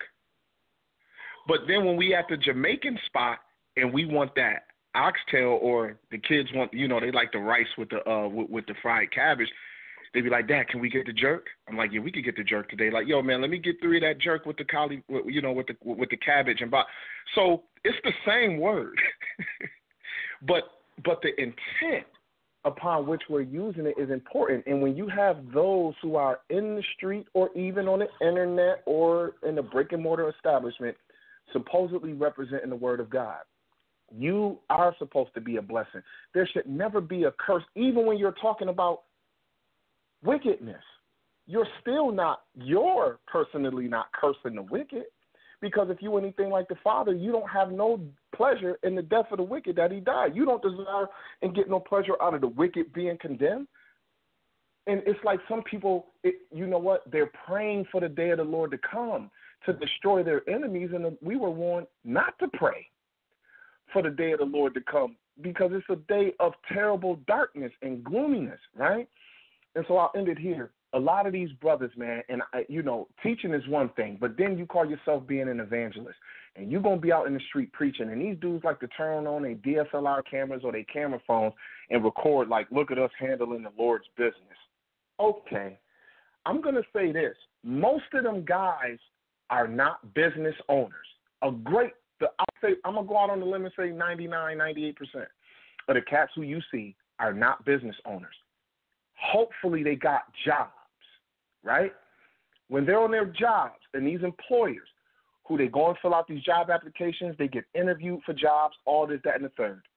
The same way that they talk to their managers, their fellow co-workers who aren't quote-unquote Israel, the person who's interviewing them, this, that, and the third. If you're not at work calling your boss to his face, "You white devil, the Lord going to destroy you," but you're saying, "Hey, how you doing today, Mike?" and you keep it moving, how is it that when it comes to your own business, you know how to have an etiquette and not be so whatever? But then when you supposedly out here representing the Lord, who is a much higher standard than you, all of a sudden you turn on every derogatory and every so-called false swagger bone in your body. And then when you're challenged, as the brothers are saying, you errantly want to bring up, well, Paul said he was rude in speech, but weak in appearance. He still wasn't saying he was cussing people out. You think that's what he meant in the letter? So there's just a bad doctrine going out here in Israel, and I believe that we can't just have this debate talk for you discussion, but the brothers on here who are willing, we need to get on Hangouts and have these discussions and then post them on our YouTubes and put them on our Facebook pages so that people can see there is another thought out here in this community. And we don't have to be the most popular people. We may not get thousands of views, but I tell you, when those who we're talking about see it, if they heart not right, they'll lead people to our teachings because they'll rail on us in public. And that'll lead people to what we're saying, which I believe is the more correct spirit of things. So I just wanted to put that in. Thanks. Hey, yo, Doc, you already know me, man. Whatever it is you need me for, I'm there for you, bro. You my brother, so. Hey. You know we're laying back. Yeah. Same here. Yeah, this is Mariel. This is the same here. I wanted to ask a question as well, but kind of like add a statement. When we are dealing with other nations or whatsoever, should we, like, as far as like dealing with JC or other religions or whatsoever, where we kind of, because like with me, Christianity, I kind of have a hard heart for Christianity, just from the simple fact that, my upbringing within it and coming out to knowing that it's kind of been what it done to our people or something like that. I do have a hard heart to it. But how do we go about, as far as like is like mocking other people's faith or something like similar to how Elijah did with Jezebel and her deity? Would that also include it if we see like our brothers or whatsoever who is not in the faith or who's not in the truth or in the walk? How should we go about that if they're coming at us in a certain way? If you get what I'm saying. Man, can I open up on this? Because I know everybody probably got a little bit to say about that. Yeah, go ahead, Art. So, all right, man. So the first I want to just touch on what ZADOK brought up, so I don't forget that point. Because I talked about this with Sal behind the scenes. We need to come up with something, like if you deal in the counseling world, you have what's called cognitive behavioral therapy, which basically is a repetition, right? You have to keep giving people the tools, and then they see it over and over again, and they implement it. Things like what he brought up, doing hangouts and then putting them online and just keep doing them over and over again, that's essential to retraining Israel, and I'll leave that there. In terms of if we interacting with people with different walks of faith, walks of belief. Remember, like you said, the scriptures are supposed to be a blessing. So if I'm quote unquote messianic, which I believe we all are messianic, but if I believe in the New Testament Messiah, and if you Tanakh based, and you feel that my thought process is incorrect, do you really think you're gonna win me over by mocking whatever it is that I believe? All you're going to do is make me dig in more. All I'm going to do is dig in more and find out how I can defend my belief.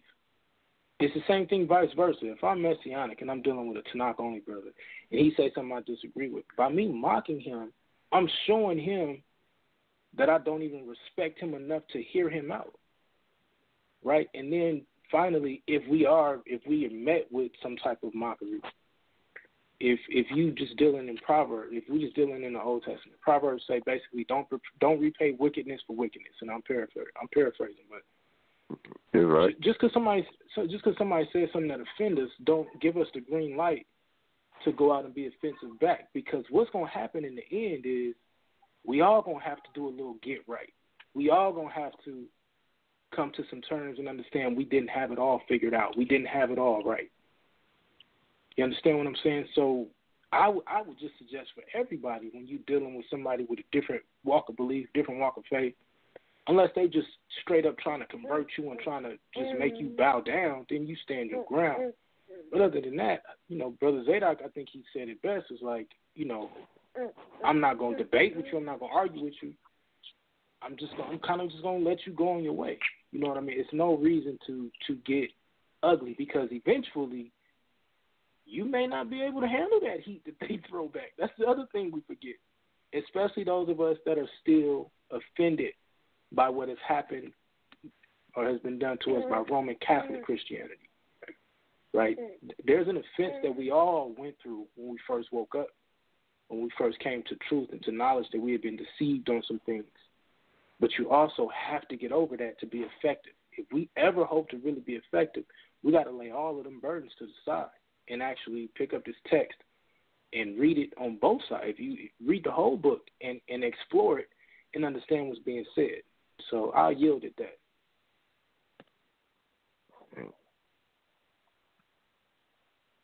Toda. Hey, you know what? Hey, peace, bro. I'm sorry, was that the brother Mariel who asked the question? Yeah, Kane. Okay, all right. There's a text that came to mind when you asked that question, and it's found in 1 Peter. And in 1 Peter 3, in verse 8, he says, "Finally, be ye all of one mind, having compassion one of another. Love as brethren. Be pitiful. Be courteous." Now, let's just say someone thought the so-called stranger didn't deserve that.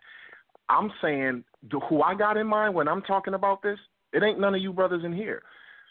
These individuals aren't even pitiful or courteous toward their so-called own brethren, because the doctrine out here is not that you're an Israelite if you join our camp. No, you already Israel and you don't know it. So it's not necessarily supposed to be a religion thing. It's supposed to be you are a flesh and blood descendant of a captive people, and that people is Israel. That's who you are already. So whether you join our camp or not, we're telling you Israel. So if you were the house of Israel and these supposed to be your brothers out here and maybe they caught up in some bad doctrine or something you don't agree with, you still supposed to be pitiful and courteous toward them, not rendering evil for evil or railing for railing, but contrary-wise, as the brother Mercy brought out earlier, blessing, knowing that you are called unto that you should inherit a blessing, right? So it says, "For he that will love life and see good days, let him refrain his tongue from evil and his lips that they speak no guile." So when we have those who are coming at us, how about when Christ said in Matthew 5, I believe it is, and I could be wrong about the chapter, he said, if someone is defrauding you, why don't you rather take the defrauding? Or if someone is persecuting you, why don't you rather take it? I'm not saying stick around for it. But when I line that up with what Paul is saying, I believe he's saying, look, why don't you rather, instead of going back at them, because I'm going to tell y'all, I'm sorry, I don't know if I'm built yet or at all, and I'm not asking the Lord to reveal it unto me. I don't know if I'm built for somebody to talk too tough to me face to face, and they threaten in my person, and they reach toward me, and they won't catch hand game.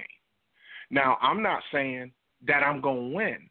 I'm just saying where I'm from, and I've had more time in automatically responding to negativity when I think my physical person is threatened, more than I have in walking in the ways of righteousness. But God is merciful, right? So at the end of the day, my thing is, what I'm praying to God is, if someone come at me foul out here, and as I said earlier, I'll be in different cities. You know what I'm saying? If somebody tell you, you walk up on somebody and you trying to put something in their ear, and they like, hey, bro, I ain't really, I ain't interested, man. I ain't really trying to hear none of that. That can be an offense to you. And now you like, yo, man, I'm just trying to, no. Oh, all right, homie. And I keep it moving. Now, if somebody coming at me, F your God, F you, you ain't this, that, and third, you know what I'm going to do, brothers? With all my strength, man, I'm going to try to walk off. If somebody chase me or run up on me, that might be different. But if it's for the gospel, should I take a beating like the apostles was willing to take? We out here preaching the gospel. If you're going to attack us, you know what? We ain't coming back at you in no kind of way. I'm not sure. So I'm just asking the Lord that if he allow me to walk into that kind of situation, he give me the strength to endure what he wants me to endure, because I'm not going to sit up here and fake like I'm going to talk to y'all with this grand picture of holiness. Like, oh, yes, just walk off, brothers. And no. Pray the Lord for the strength to do what he does, and that the Holy Spirit takes over.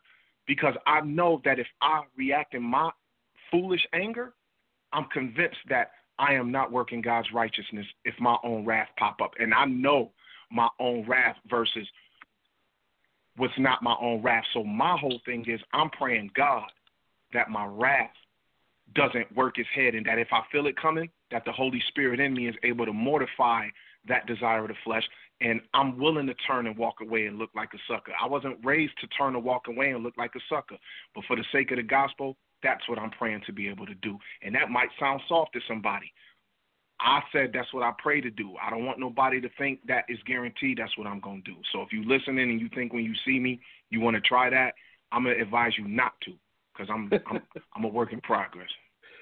I just want to add to that real quick. Because the brother Mariel's question was about if somebody says something. All right, I'm going to be honest with you. There's a certain way you can talk to me right now, and you might hear me verbally get at you. And there's a couple brothers right now that know that, because some of these brothers they got a tendency to get real disrespectful. These keyboard killers and these telephone tough guys. And so I understand what the brother ZADOK is saying. So I just want to make it clear. We got some real keyboard killers out there, and don't even realize, like, bro, this is not the game to play with certain people, and I'm just gonna leave it at that. So, I completely understand what the brother is saying about the physical part of it, though, because if you're talking about physically doing something to me, like, bro, I got to come home to my kids. And so I'm very trained with these hands. And that, like brother just said, the hand game, I'm going to do my best to defend myself. So I pray and ask the Most High, just don't put me in the situation, because I don't even want to misrepresent him, you know what I'm saying, out there like that. So when it comes to this talking and kind of just verbally disrespecting people, I would say those are the type of things we kind of got to try to walk away from. But the physical part of it, I'm not finna sit here and tell nobody just let somebody beat you up. I would say, if anything, run. But that's not how I was raised. I'm not a withdrawer, right? So I just asked the Most High not to put me in that situation. So I just wanted to clarify that, because I don't want nobody to think like I'm telling you just to get beat up. I can't. Can I say something? Can I say something real quick? Hello? Go ahead. Oh, yeah, my bad. Oh, yeah, this is Brother Mercy. Yeah, I was going to say, I love the conversation. I was just going to say, Yahshua said, turn the other cheek. And, I taught a lesson on that one time. And see, a lot of people, that's the only part of the message they know that he said, but they don't know the entire thing that he said. He said, if your enemy hits you on your right cheek. So I tell brothers, just make sure you hit me on the right cheek now, because if you hit me on the left cheek, might be some problems. He said the right cheek. So see, I study the scriptures to a T. I study them to a T. And see, people don't understand. His message was not to be a punching bag, but his message was that if they use the right cheek, that means most likely the person is using their left hand. So the right hand represents the hand of blessing in Torah. So what he was really saying is force your enemy to bless you is really what he was saying. But he used the turn the other cheek thing. And I just wanted to say that. Force your enemy to bless you, and that's what you want to do. You want to force your enemy to bless you. And so, and see, that's what he was saying. Because see, a lot of people, they just think, they just misunderstand all kind of stuff.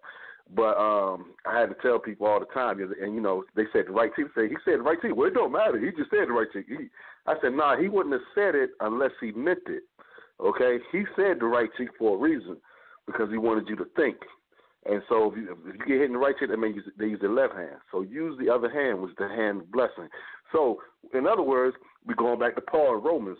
The whole purpose of the ministry is blessing. Use your right hand, because what we do when we swear, use our right hand. Most people, when they're right-handed, they sign documents, business documents, and contracts with their right hand. I'm left-handed, but I'm just saying, most people are right-handed, they sign business documents with their right hand. You shake your hand with the right hand of fellowship when you join something. So the right hand is used as a symbol of blessing or agreement or to conduct business. So I just say that to say, you know, it's all about blessing, man, and it's all about, I can't reiterate that. Force your enemies to bless you. Preach blessing and force your enemy to bless you. I mean, and that takes a skill to force somebody to hate you to bless you. You know, that takes work. Force somebody that hates you to bless you. That is deep. But I just wanted to say that, and, you know, our enemies have hated us for hundreds of years, and they owe us reparations, so they owe us a blessing. So I just wanted to say, you know, you have to force your enemy to bless you, and that's hard to do, but you got to do a lot of studying for that. But I heard you, brothers. I don't think the Most High wants any of us to be punching bags, but at the same time, I'm not advocating violence. I really hope you walk away, you know, but at the same time, I don't want you to stay there to keep getting beat up either, because we all got families, we got people we got to take care of. So I say that to say I don't advocate violence, but at the same time, Yahshua did say he came with a sword. He said he came with a sword. He didn't come in peace. So I just want to throw that out there too, and that's it. Yeah, I do agree. I don't advocate violence. I try to avoid it, and as I get older, I make it a point to really avoid it. There was a time to where I used to be the type to be ready for it at all times, but nowadays I'm more so. I mean, now I'm a father raising. Just let you know I'm back. Continue. Go ahead. Okay. Yeah, just raising my children up on my own. I just have to just kind of be mindful and try to teach them right, too, because I tell them the same things. Hey, avoid those confrontations. Try to be the bigger person. But just because you avoid or try to be the bigger person doesn't make you weak. You just being smart. But I do tell my children, if it gets to a point to where you're forced to defend yourself, by all means, defend yourself. Don't just sit up there and let somebody just put their hands on you. And that's one thing I teach my children, even myself. Now, I'm not going to let nobody put their hands on me. You know what I'm saying? You're just not going to just hit me and just think I'm just not going to respond. You know what I'm saying? I'll try to be peaceful. I'll try to avoid, but at the same time, man, ain't nobody finna put their hands on me. You know what I'm saying? Because I will strike back. That's just me. You know what I'm saying? But prior to that, I pray the Most High put me in situations where I have to deal with anyone like that. But you know how people are. People will test you. And for what I see in this community overall is that a lot of our brethren, we want to test each other. You want to be confrontational, and that's not cool. And the thing is, what's really bothering me is that we do it publicly so people can see us. That's what's really, really, like, hurting my soul right there. Like, how is it that you want to act like Billy Bad, you know what, on camera, and at the same time you're professing that you come in the name of Christ? That's just really, it really bothers me, man. It really just, it riddles me, it just to the core, because I'm like, we're supposed to be out here, we're supposed to be a light, we're supposed to stand out, and we're supposed to bring people to the Most High. And you're sitting up here conducting yourself totally contrary to where it doesn't even line up in the scriptures, but at the same time you claim to know the scriptures.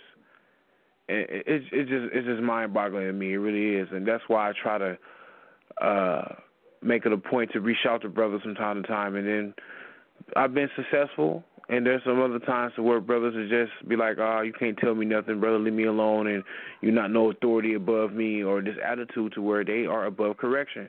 And I think that's another thing we need to talk about going on in Israel. Brothers have gotten to a point to where they have ascended past the clouds, and their attitude is, "You can't tell me nothing." And when we get to that point, it's all bad. And I'm for bad. Hey, can I ask Brother ZADOK a quick question? Go ahead. Shalom, it's my voice went out.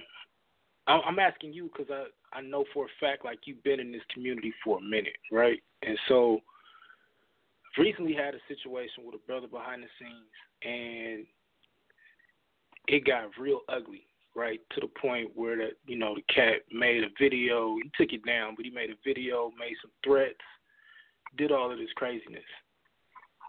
And, in my flesh, it was like, let me pull up. But I didn't. I tried to handle it like the Matthew 18 way, try to go to him one-on-one, and then I was going to get some witnesses, but just the response was so crazy just from the first initial, trying to go back and clean it up. I don't want to deal with the brother. So the next thing was just basically, go to the congregation, go to the people, and just put him out in the community as like a heathen. But it became clear to me that it's just not that type of support amongst the people that have been in the community the longest. So if you just now engaging, if you somebody, maybe you've been studying for 5, 6 years, 10 years, whatever, and now you decide, all right, I'm ready to engage with my community, and you getting certain type of reactions, like what's the best way to handle that? Because after a while, especially if you a person like me, where we come from, it's a certain way to handle that. Like I know how to make you stop. So how do you handle that type of situation where it doesn't appear, I shouldn't say no, but it doesn't appear to be any elder support or even elder respect to the point where if the elders was to say something, that these cats would clean it up. How do you deal with that? Well, blessings, fam. That text that you referred to, as far as Christ saying, every man isn't your brother. All in Israel are not of Israel, man. They are. And what I believe that means is there's a reason Jacob was named what he was named. See, Jacob is a name that God gave to identify a certain type of person, and he was looking for that certain type of man within the nation, the physical children of Abraham.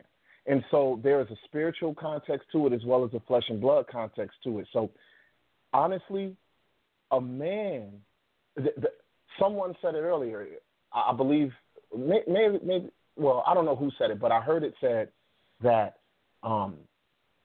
it's not really like no headship. It's not like we part of a full gospel church or we under the Assemblies of God or some Kojic thing where there's this big parent board that oversees the entire movement in the country. So since that doesn't exist, every camp is more or less freelance. They pop up out of nowhere and do what they want to do and say what they want to say. So there is no eldership. There is no Sanhedrin. There is no Khazal that we have that cats just listen to unless you under a certain group. So let's say, for instance, like the Israel of God. If something get out of hand between some individuals in a particular camp or from different camps, maybe there is the ability for Elder Bowie and the other elders there to be brought into the situation and sit down the parties at hand to hash things out. And you're under that organization because you believe in the teaching, and I guess if you believe in the teaching, then you'll respect the headship there.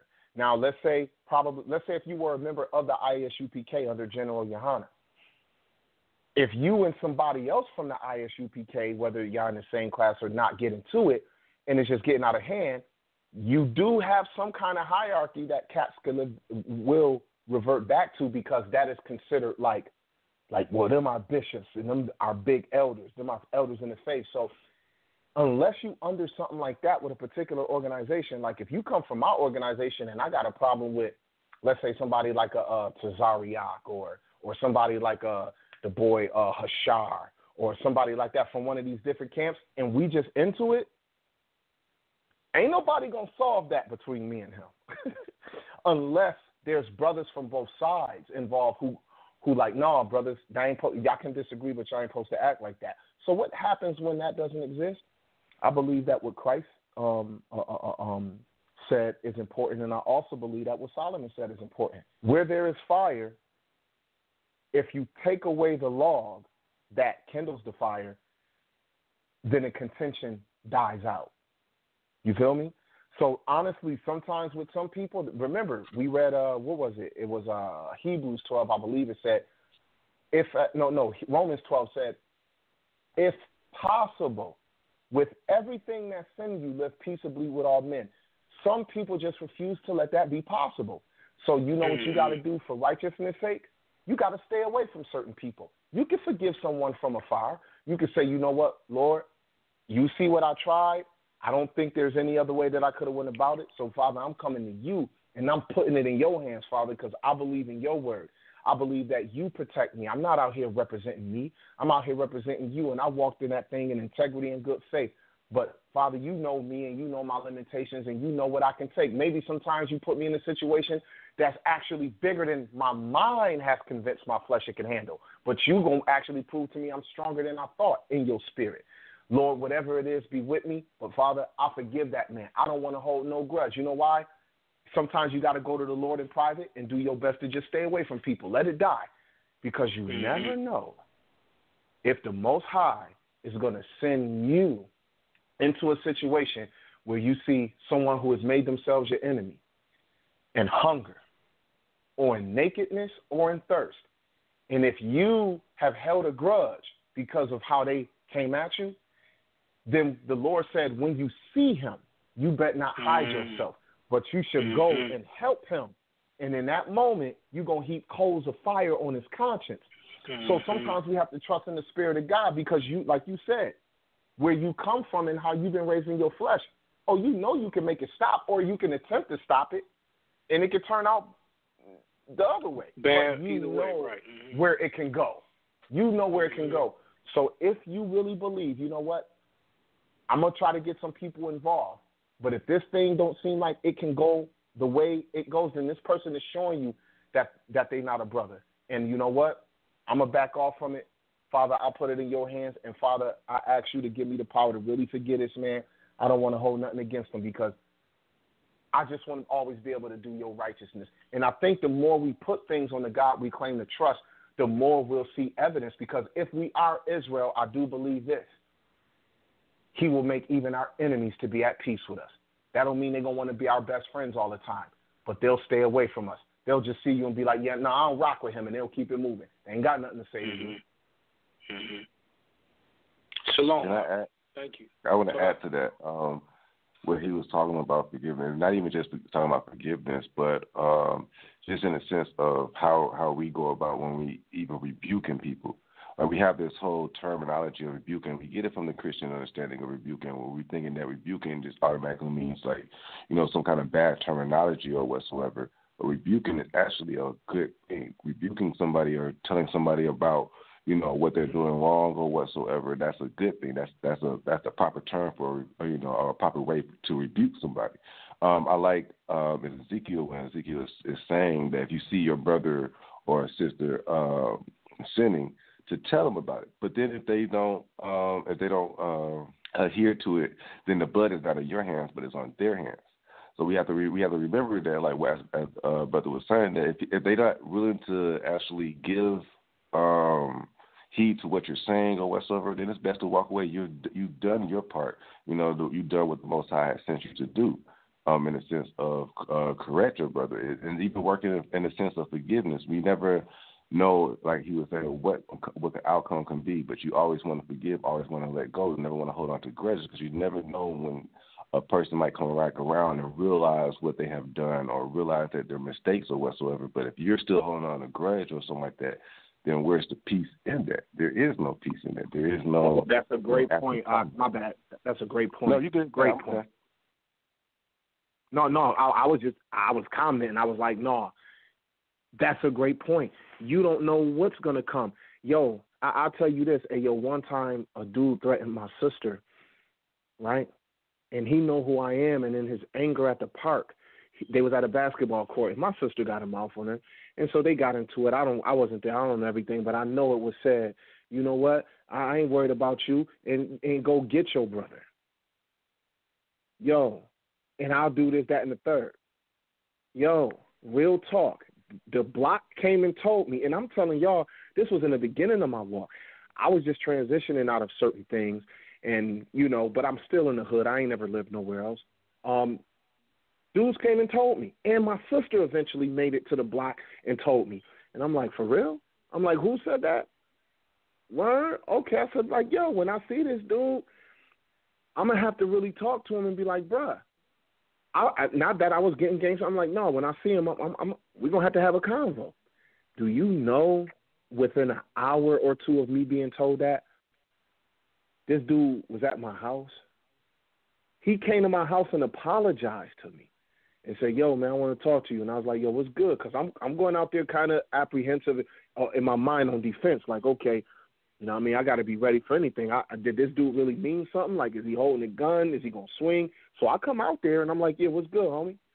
And he was like, yo, man, I know you heard what happened earlier at the park with your sister, man. And I said this, that, and the third. And he said, I wanted to come to you, bro, and I wanted to apologize because I know that you don't get down like that and you ain't had nothing to do with it. And I ain't really want to disrespect your sister, man, but she was going off crazy, bro. And it just came out. And I said, you know what, bro? I understand that. I said, sometimes I have to check my sister. I said, and I actually respect you coming to apologize to me like that because, you know, you could have felt some kind of way about it. He was like, no, I got too much respect for you. And he said, as soon as he said it, his heart convicted him. If God is really for you, it's stuff like that happened to me, y'all, that really convinced me that the Lord was with me. Men can make threats on your life, and you ain't even around. David said, Lord, protect me from the secret things that my enemies say, and I never hear it. So if you know somebody got an issue with you and they just being belligerent, that brother just made an awesome point. You know what? Wipe the blood off your hands, Lord. I rebuke them in love. He may not be wise at the moment because he don't want to accept the reproof, but I don't want to be pulled in that spirit. And that man might come to you a day later. He might see you a month from then and be like, hey, yo, man, like yo, can I holler at you for a minute? Yo, when we talked that time, bro, I was whack. I was bad for that, and I hope you can. Man, if that happened, you know what I'm going to do right there? I'm going to give God glory, and now I'm going to talk with the brother. I ain't going to be standoffish. Oh, yeah, all right, and keep it moving. Nah. Well, praise God, bro. I accept it. I'm going to let you know I prayed for you and Ben forgave you, man. So I'm glad that the Lord touched your heart about it, man. Let's sit and build because you just may, in that instance, be able to preach that rebuke that you was trying to get across before. So, man, we got to trust the Spirit of the Lord in these things. Can I say something real quick? Yeah, Mercy. Yeah, I was going to say, man, with that rebuke thing, let's look at Nathan the prophet and how he rebuked David, King David. You know, sometimes we got to use a little wisdom. I mean, he told a story and let David judge the story. And then, you know, David is like, man, that dude you talking about, man, that's a ruthless dude, man. I can't believe somebody like that would do something like that. You know, so sometimes you have to tell a story sometimes. And Yahshua told plenty of parables and stories. But I just wanted to say sometimes you can't come out straight out, you know, because some people just can't handle the truth, you know. So you got to tell a little story. And then that's how Nathan, then after David said that, then Nathan came out and said, David, you're that man.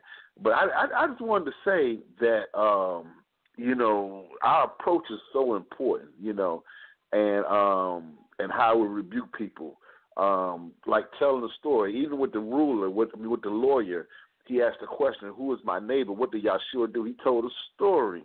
So I just want to say sometimes, you know, I know with my kids, you know, I tell a story with them, you know, when I'm trying to rebuke them. I say, yeah, there was this little boy, his name was Johnny, and he didn't do his homework, and then I called Johnny's parents, and Johnny's parents whooped Johnny.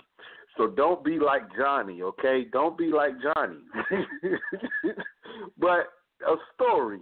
And I just say, I think that works best sometimes than just coming direct, you know, at people sometimes, because some people can't handle that direct harshness, you know what I'm saying? So I just wanted to say that. All right, let me jump in real quick, fellas. We had a few callers out there. I apologize, callers. Going to go to the phone line to get that number 319-527-6239. Now, we're just going to take a few calls and pretty much get some last words. Great conversation. Israelite Street Cred. Does conduct matters in Israel? Let's go to 916-747. You're live. I want to talk to you. This is Sister Ashanti. I want to personally say shalom and I love you to each and every brother on here, brother B.A., brother ZADOK, brother Anonymous, brother Mariel, brother Mercy, brother Sal. I love y'all. Brothers and sis, we love you too. Much love. I hate retired, Malika. Yo, what's going on? This, you know what it is. You know. You know what it is. Yeah. This is beautiful, and I'm digging what this is. This is a very beautiful conversation, dialogue, and it has a lot of love, compassion, grace, mercy, and patience in it. A lot of fruits of the spirit of the Most High Yahweh, and I just want to say I love y'all for it. Keep up the great work. We need more of you brothers out here. Like ZADOK said, we need y'all with y'all love and masculine principle in this light to flood the network and the airwaves. That's all I want to say. Shalom. All right, anybody want to respond? Y'all can respond, anybody. No, just to hear that coming from a sister, from, you know what I'm saying, and everybody knows, if you don't know, Sean and me and her real close. And from a sister, our sisters, they play a big part in this community too. And I've stressed this in the past. I think we need to change a lot of these doctrines. I mean, the doctrines got to go. That's just how I feel about it. We're not going to grow if we keep bounding ourselves to doctrine, because the Most High is the God of justice, and He's beyond doctrine as well. He's not bound to our personal view. And our sisters, they see a lot too, and they're not allowed to say anything from time to time. And what our sisters have to bring to the table is very vital. So, if anything, they're going to be, and this is the one thing about the sisters, they're to help. They're our Azer. That's the Hebrew word, Azer. She means to help. They preserve us. Our sisters are going to bring out the best in us. So, my thing is, why would we want to shut that off? It's just crazy that there's a spirit in this community that the women are hated, or the sisters are not allowed to present or share information or share what the Most High has revealed to them. And I'm not trying to say sisters are authority or whatever. That's not what I'm saying. What I'm saying is that our sisters, it should not be an issue with our sisters to speak. It just shouldn't be an issue. Our sisters should be able to speak willingly without any type of flack or any type of fire. And one thing about it, I think that's another element in this community that's really missing. There's no balance. This is an overly masculine way of thinking, and when you have that, you're not going to grow. And this is this is what I commonly see in the community now, is that this overly masculine way of thinking, and then it creates the problems we have in the community. And we see a lot of our sisters leaving the camps, and people who leave the faith who don't want to come back to the faith because we had a few individuals with a title dictating doctrine and running people off. And we need to change this community, and the culture has to change. If we want to be respected, it has to change. And like ZADOK was saying, all who say who Israel, not Israel. I tend to understand that now.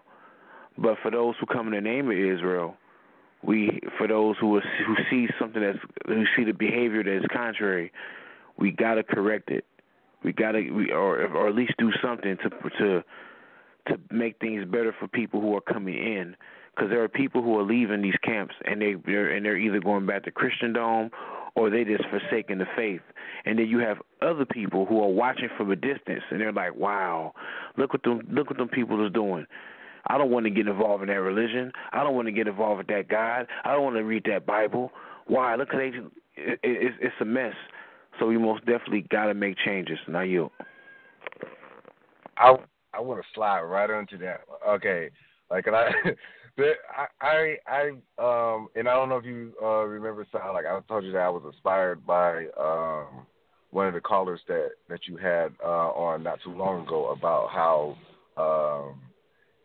people the public view see us, how we treat our women or whatsoever, and that's very important. That, yeah. That's like the brother was saying, like how the women are in our communities or whatsoever. This is very important. I do see a lot of masculinity within the Hebrew community, where a lot of female or a lot of sisters are being shut out from teaching. And a lot of sisters have knowledge. I mean, we all talking about Proverbs 31 woman. We constantly talk about a Proverbs 31 woman, where Proverbs 31 says that she teaches with wisdom and faithful instructions is on the tip of her tongue. So that means that she's going to have some kind of wisdom, or she has wisdom, she has knowledge or understanding. We have to get into the fact that we're not saying that, like Brother was saying, that women should leave, but they should have the ability to teach us. They have the ability to correct us or whatsoever, because that's also a part of the Proverbs 31 woman. 31 woman is to correct the man. So when we going about and we shutting our sisters or anything like that, everything like that, we're not getting it from their perspective of it. But we have to understand that the Most High is also a feminine entity as well. So he deals with both sexes as well. We have a prime example is Deborah. Deborah judged all of Israel, all from the king all the way down. Everybody came to her for sound judgment. Why is all of Israel out of all the men, it was high priest. You had several different judges, but all of Israel came to Deborah for her judgment, for her sound wisdom. So, and there was many other different prophecies that was within Israel as well. But I do see us today as when the moment a woman is trying to correct us, or the moment that a woman says, "Well, King, you're not supposed to be doing this," or "King, that's actually not in Torah," we automatically want to call her the B word, or says that she's this, or she's a slut, or whatsoever, and stuff like that, and it closed out the women. It literally does shut down that feminine entity that we need of comfort and nurturing or whatsoever. All we talk about is just who is right and trying to be right, and you're wrong, and it's kind of like a war tactic going back and forth, just between Israel instead of comforting or anything like that, and that's is really needed. I was always taught that if you really want to know the condition of the people, look at their women. Are there women being oppressed and stuff like that? We can look at many different cultures and stuff like that. We can see like for instance, the Asian culture. Asian culture is very flocking very well. It's just a submissive of their women, but their men still allows their women to make sound judgments as far as what goes along in the household. Even though the men does have the last word, women should still be able to give their opinions or give their input onto what goes on into the house or what goes on into our community. How should we go about it with our kids? There's no other better creature on the face of on the planet that knows how to deal with children better than a woman. At the end of the day, the woman is going to lead the man into how to raise the kids. How to go about teaching the kids or something. It could possibly, not too many people probably really agree with that, but that's from what I see. I see that it's usually the children that goes to the women a lot more than for comfort, for understanding, and for anything else, where the men are just there to really put sound judgment and guide and discipline. So I just want to say that we do definitely need to let our women open up their mouth a little bit more and actually kind of teach. I learned a lot, and a whole lot just from sitting back and being like, okay, you know what? Go ahead, women, teach. Go ahead. And let me hear what you got to say. And they'll say, and you'll be surprised at the knowledge that they have. Oh, my God, you'll be surprised. But I'm going to yield to that. Yeah. I was wondering. Yeah, good. Somebody was speaking? Yeah, I said, can I say something after him? Yeah, good. Or whoever? Oh, yeah, I was going to say that I wanted to piggyback what he said.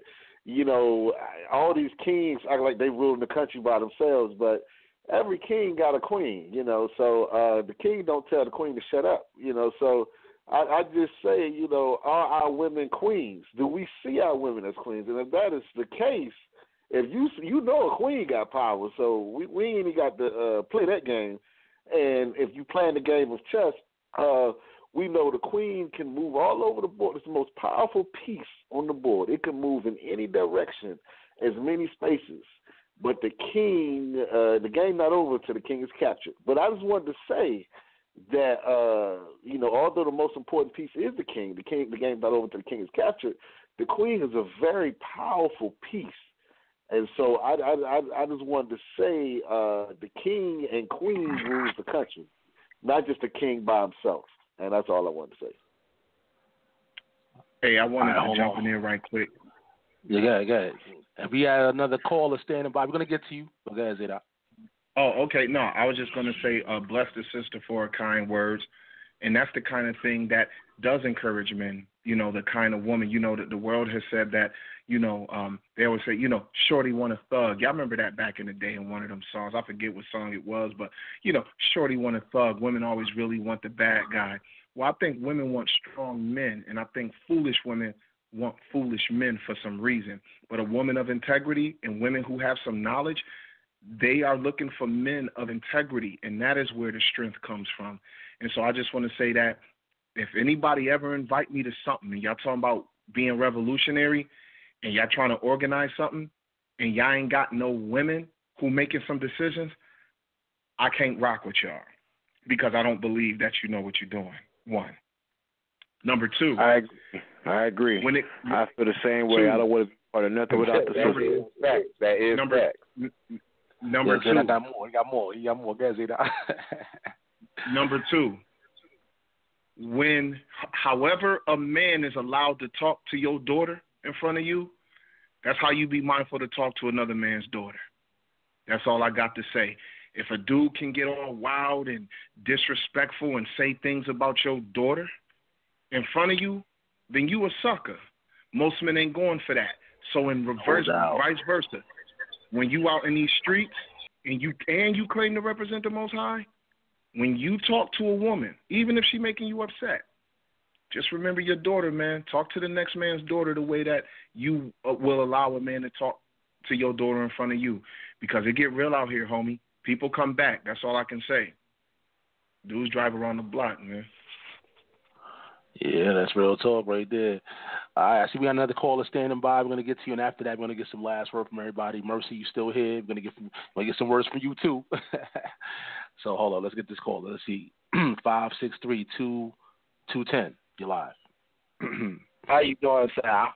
What's up, man? I've just been back and forth up in there, and I'm just constantly listening to you all the time to what's going on the panel, because I'm trying to involve myself more with educating myself into the word.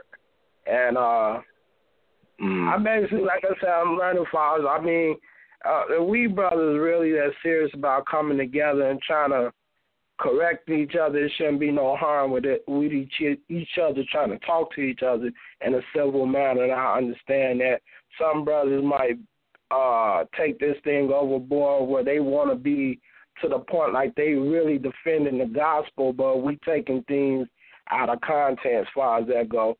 But we got in the scriptures I've been reading about how God says resort back to the things of ancient times from during the time of Moses bringing Israel out of Egypt.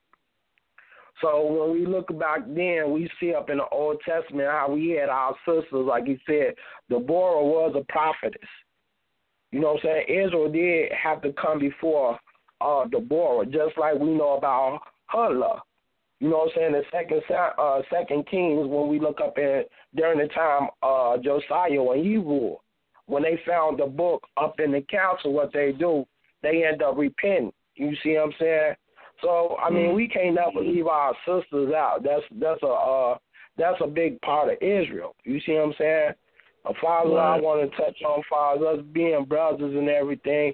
I mean, we might have our disagreements with this thing going on, New Testament, Old Testament, whatever the situation is.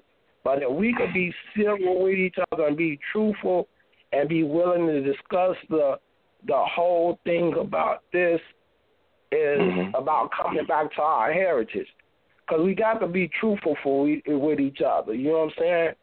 And we got to be to the point that we're willing to sit down and be humble with one another. Because I ain't going to lie, I know I get out my body every now and then, you know what I'm saying? But I know I got to catch myself, you know what I'm saying? I've been up on that thing, that satire stuff, you know what I'm saying? So I just know when it comes down to some things, I regret when I be just japped off. And then I think about, man, I'm studying this word, and I'm trying to get myself right, and I'm constantly falling. I know in the scripture it tells you you're going to fall several times, but you still got to pick yourself up. That's that Proverbs 24 and 16. Yeah, I just want to interject real quick. You got to also remember now that you're on a radio show like this one, and a lot of people hearing you all across the globe, you know, a lot of people hearing that. You know, you're going to be accountable for the things you say. You know what I mean? So most definitely, you gotta. It's good that you're saying sometimes you gotta watch the things you might say, or you go back and you think about some of the conduct on your own behalf. You're saying that as far as personally. Yeah. I know most definitely that, because I'm saying, I'm just like I'm new school right now. I'm still learning. You know what I'm saying? Okay. And whenever I fall, I got to catch myself, and I do got to humble myself and apologize for the way I behave, how I carry myself. Like I said, just like my man said, we got that flesh because of how we grew up and how we was taught. You know what I'm saying? Being around in that moment. It's hard to say sorry, bro. I know a lot of people can't say sorry, man. I know a lot of people that can't say sorry. But go ahead, though. Hey, the only thing about me is just like I said, I try to be a fair man. I'm trying to do the right. And I ain't going to lie, I got that thing when I do hold grudges at times, but then I think about it, and I try to let loose every now and then. You know what I'm saying? So I'm just like with me, man, like I said, we all still learning. We still growing and developing. You know what I'm saying? So, I mean, hey, to each one his own. So, like I said, I like coming in here listening because, like I said, I'm premature in this and I'm still learning. But, I want to grind with this. This is how I want to get down. I want to get my life right. You know what I'm saying? So this is why I come up here and I listen to a lot of cats and listen to what they got to say. And, you know what I'm saying? And it's giving me a lot of thought about what I need to be doing, how I'm supposed to be conducting myself. You know what I'm saying? Yeah. I ain't going to lie. Like I said, as long as I'm cool, I ain't on that game banging mode. I'm cool people. But I enjoy the conversation. I enjoy the show just by me learning. You know what I'm saying? Yeah, so I just wanted to put that up in the motion right there. Yeah, I appreciate that, my brother. Appreciate your call, man. Yeah. And, you said a lot of good things, definitely, man. We appreciate you. But let's pretty much wind. Anybody want to say anything before we wrap up? Anybody? Or are we good? Ready to wrap up? Yeah. Hey, man, just encourage that brother to keep the faith and keep going. And make sure that you get around good fellowship of brothers in the Lord. And I pray the Most High continue to grow you, man, and give you that temperance that you looking to have, because you can be effective in places because you got a certain experience. This whole thing was about street cred, and somebody just called in that seems to have some. At one time, he could say, hey, I got street cred. I've been out here banging. I'm in Chicago, and people may know him. So if he truly is able to carry himself another way, and it will be tested, but if he's really, truly able to carry himself a certain way, he may be used to lead a few more brothers and possibly sisters out of the darkness that can happen in some places, man, like where he's from. So I just pray that the Lord keep that brother, and he said this is what he's trying to be on. I really pray that he continue to be on that, man. That's encouraging, y'all. Real encouraging. Yeah, most definitely. Oh, so I just wanted to add a quick words of encouragement. If that brother, if he was in the life or whatsoever, in the street life or whatsoever, and he came to find out that, what he's doing is kind of out of line, or he had to change himself or whatsoever, to me, that's already a form of perfect. We have to remember, like, the word ta'ayin, that's perfect. It's not like what we think about it as far as like being completely good or flawless. Perfect means that you do have flaws, but you're able to change your flaws as well, and you're actually able to recognize your flaws. So I wouldn't go out saying that you're not perfect. You're perfect when you actually able to choose good over evil, and actually be able to change your patterns and your lifestyles or whatsoever. So just for that type of encouragement, just for that brother's encouragement, like keep doing what you're doing, in the sense of trying to change that pattern. Hey, yo, put your cell phone mute. Somebody picking up the phone. Heard somebody pick up the phone right quick, yeah. But, all right, let's get some last words, everybody. Once again, I appreciate everybody that called in, all the special guests on the platform. And like I told someone, I ain't going to put his name out there, that's actually, publicly known, that when we do what we do, we try to conduct ourselves, even on Debate Talk Free Radio, the best way possible. Like brothers say, we're not perfect, but we try to conduct ourselves to be an example to those, how to interact with each other, how to speak to each other. And like I told a certain brother, what I do, like what I think about when people say certain things about me, or there's certain, people use a certain kind of language. I just tell myself, listen, 20 years from now, 30 years from now, when I'm old, when I'm like 60 or, whatever, 70 years old, and I got my grandkids, I want them to go back and hear my content and be like, you know what, that was some good content right there. All that cursing and all that stuff. I don't want my kids hearing that. You know what I mean? So I try to conduct myself thinking about the future, even my grandkids and stuff, So, we all going to get old one day. And this stuff is going to still be out there. So the way we represent ourselves is very important. We don't think about that sometimes. We just think about the now. We don't think about the future and what will be left on the airwaves for people to hear. So, I try to always remind myself, listen, watch how you carry yourself, watch how you say certain things, because, people will hear you, if they're family members, friends, whatever, later on, and, you want to be proud of what you've done and how you conducted yourself. So with that being said, let's get some last words from everybody. Let's go to BA. Last words. Yo, I'll just say this is B.A. Ben Abraham. Much love to all brothers.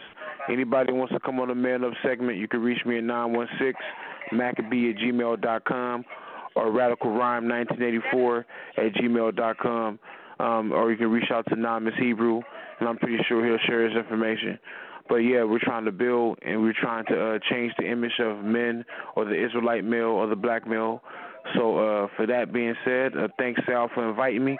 And stay tuned for the Man Up segment coming back next week.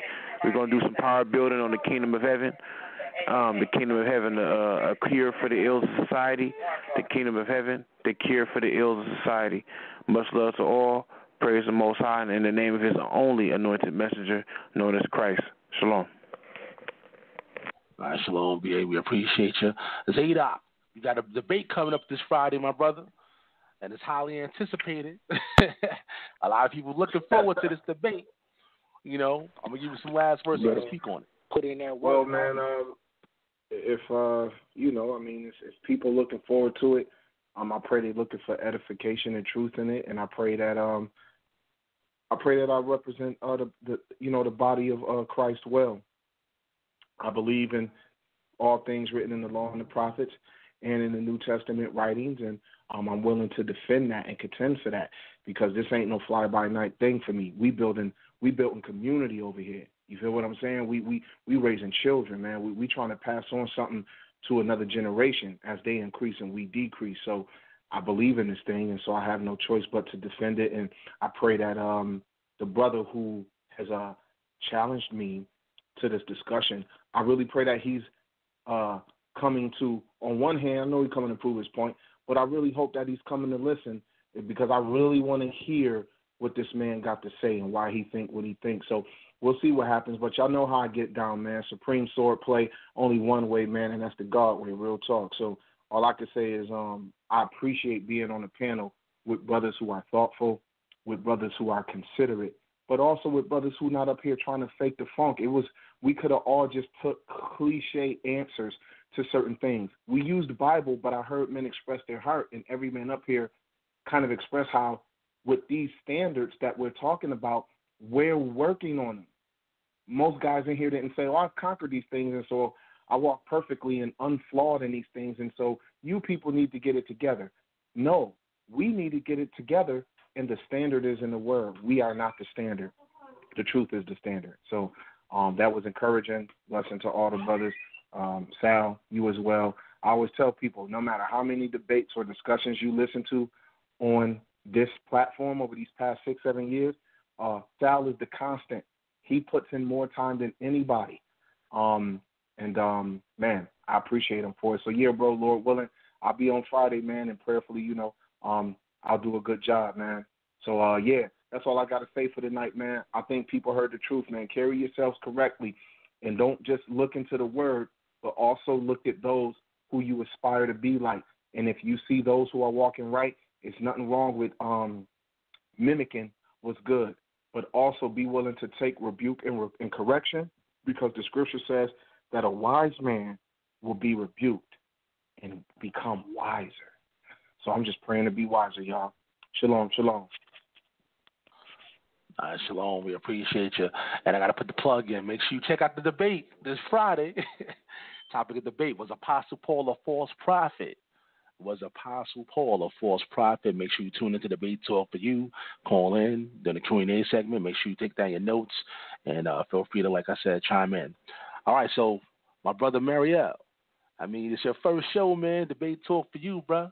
I appreciate you, man. You did well. Any last words? Go ahead. Yeah, sure. Man, so I appreciate it a lot for allowing me to get this my first, podcast. It's all across. It was great. It was fun. Hope you let me to come back on for other shows. And I'm definitely I'm definitely going to tune in to that debate. But I do want to make a quick point here, real quick, before I get off that. This actually was a good example of how people from different walks can actually come together and sit down and actually communicate on the common ground. Because I realize that most of y'all are Messianics.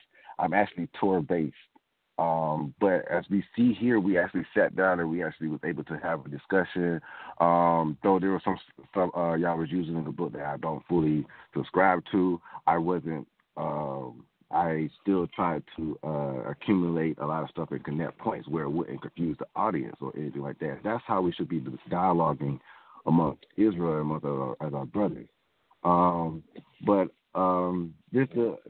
was just a little side note or anything like that. But I do want to say that I don't have no channels or anything like that. I'm not no famous person on Facebook. Again, I'm not no teacher. I'm just a student willing to share notes. But if you do want to get in contact with me and ask questions, I'm on Facebook as MARIEL, MARIEL Ben Yahuah. And you can also reach me at Instagram on Derasa Hebrew. But if you have any questions or concerns or anything like that, that's just hit me up on there. Also want to give a quick shout out outside. I guess quick shout out to Shamroy HaTorah under the leadership of Master Yashavil Ben Zebulon. But yeah, it was great. Hope we have you again on here. Shalom to all my ox on here. Y'all are awesome. And shalom and all praise to the Most High. All right, shalom, man. We appreciate you. We definitely going to bring you back on. And by the way, family, unfortunately, Season 8 of Debate Talk View is going to end. The last show is going to be May 25th. That's right, May 25th. Season 8 is going to be a wrap pretty much. So once we get into next month, it's going to be the final month for Debate Talk for You, before we go into the summer break.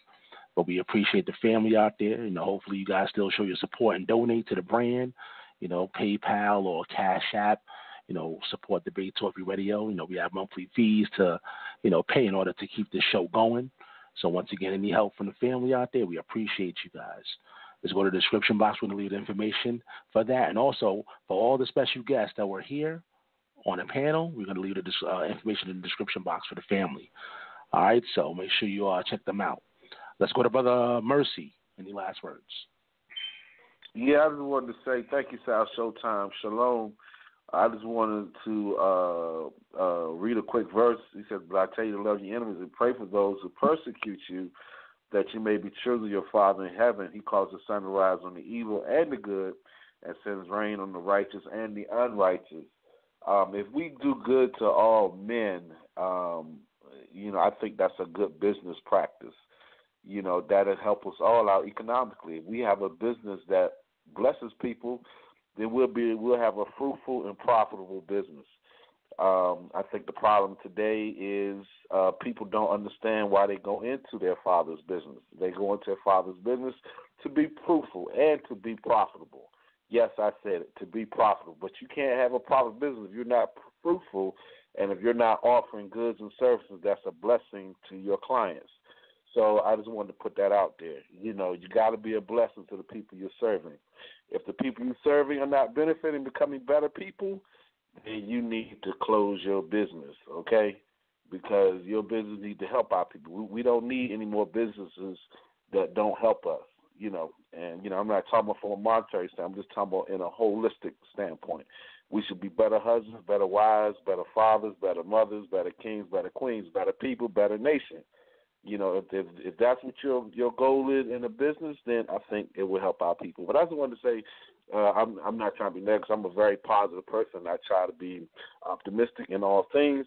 And I just wanted to say that, you know, I think we got a beautiful future for our people.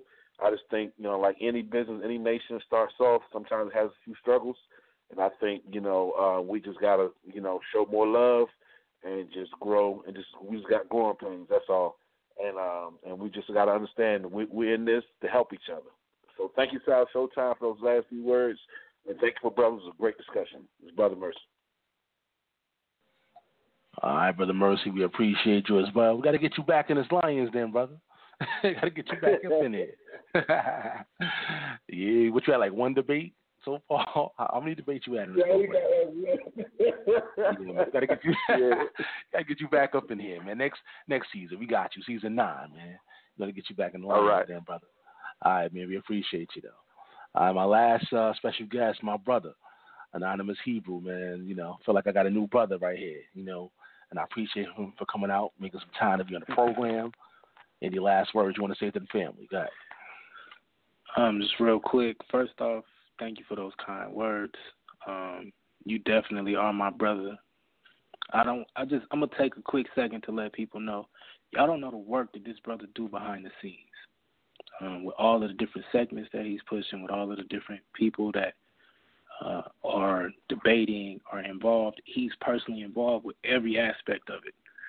Like, so, number one, please continue to donate because it goes to a good purpose. But also, you know, send your prayers for this brother. Keep him in prayer, keep him lifted up because this platform is doing so much for our community, but we just don't see it, you know. So, yeah, you definitely my brother. Second, or I say finally, Shalom Mishpachah. You know, peace to the family. I want to say peace and blessings to every brother that was on the panel, to not focused or full book or however we want to word it. It don't matter. We all family, and eventually, I believe, we'll all continue to grow and come to a form of realization. So, finally, with this street cred situation, however we want to look at it, remember, the only way to combat all of these things is to be consistent in our actions. We are a nation that is growing, and with that growing, we have growing pains. So we have to put some type of ointment on that, right? And the ointment is love, grace, and knowledge. We have to love each other, give each other grace, but also give each other knowledge. That's what that rebuking is about, is to bring knowledge. And there's a way to do that. All of this things that we learned in these neighborhoods, that's not what the Most High want to see in his kingdom. That's not to say that we're going to be perfect, but we are striving. We are moving forward. And if we're going to keep moving forward, there's some things that we have to just work to eliminate. So with that, I won't be long-winded. I will say I love all of y'all. We all should be growing in love and peace and happiness. And I do look forward to that debate on Friday. And other than that, peace and blessings to the family. Shalom. Oh, you know what? I'm sorry. I'm sorry. Go ahead. Go ahead, brother. I'm sorry because I forgot. I want to be respectful to the host of the show for the Man Up segment. He told me to put my information out there. If you do want to reach out and get it, either Brother B.A., he gave his information, or myself, my email is privatehebrew7@gmail.com, but also I'm on Facebook now. You can just type in Anonymous Hebrew. I'm also on IG, Anonymous Hebrew. You won't see a whole bunch of posts and all of that stuff because I ain't trying to be all internet famous, but I do want to give people a way to reach out. So if you do want to come onto the show, to the Man Up segment, you can reach out to either one of us. Brother B.A. is the host, so I don't have no say in who's on the show or anything like that, but I can relay messages. So with that, peace and blessings to the family, and shalom, Sal. Thank you for everything that you're doing.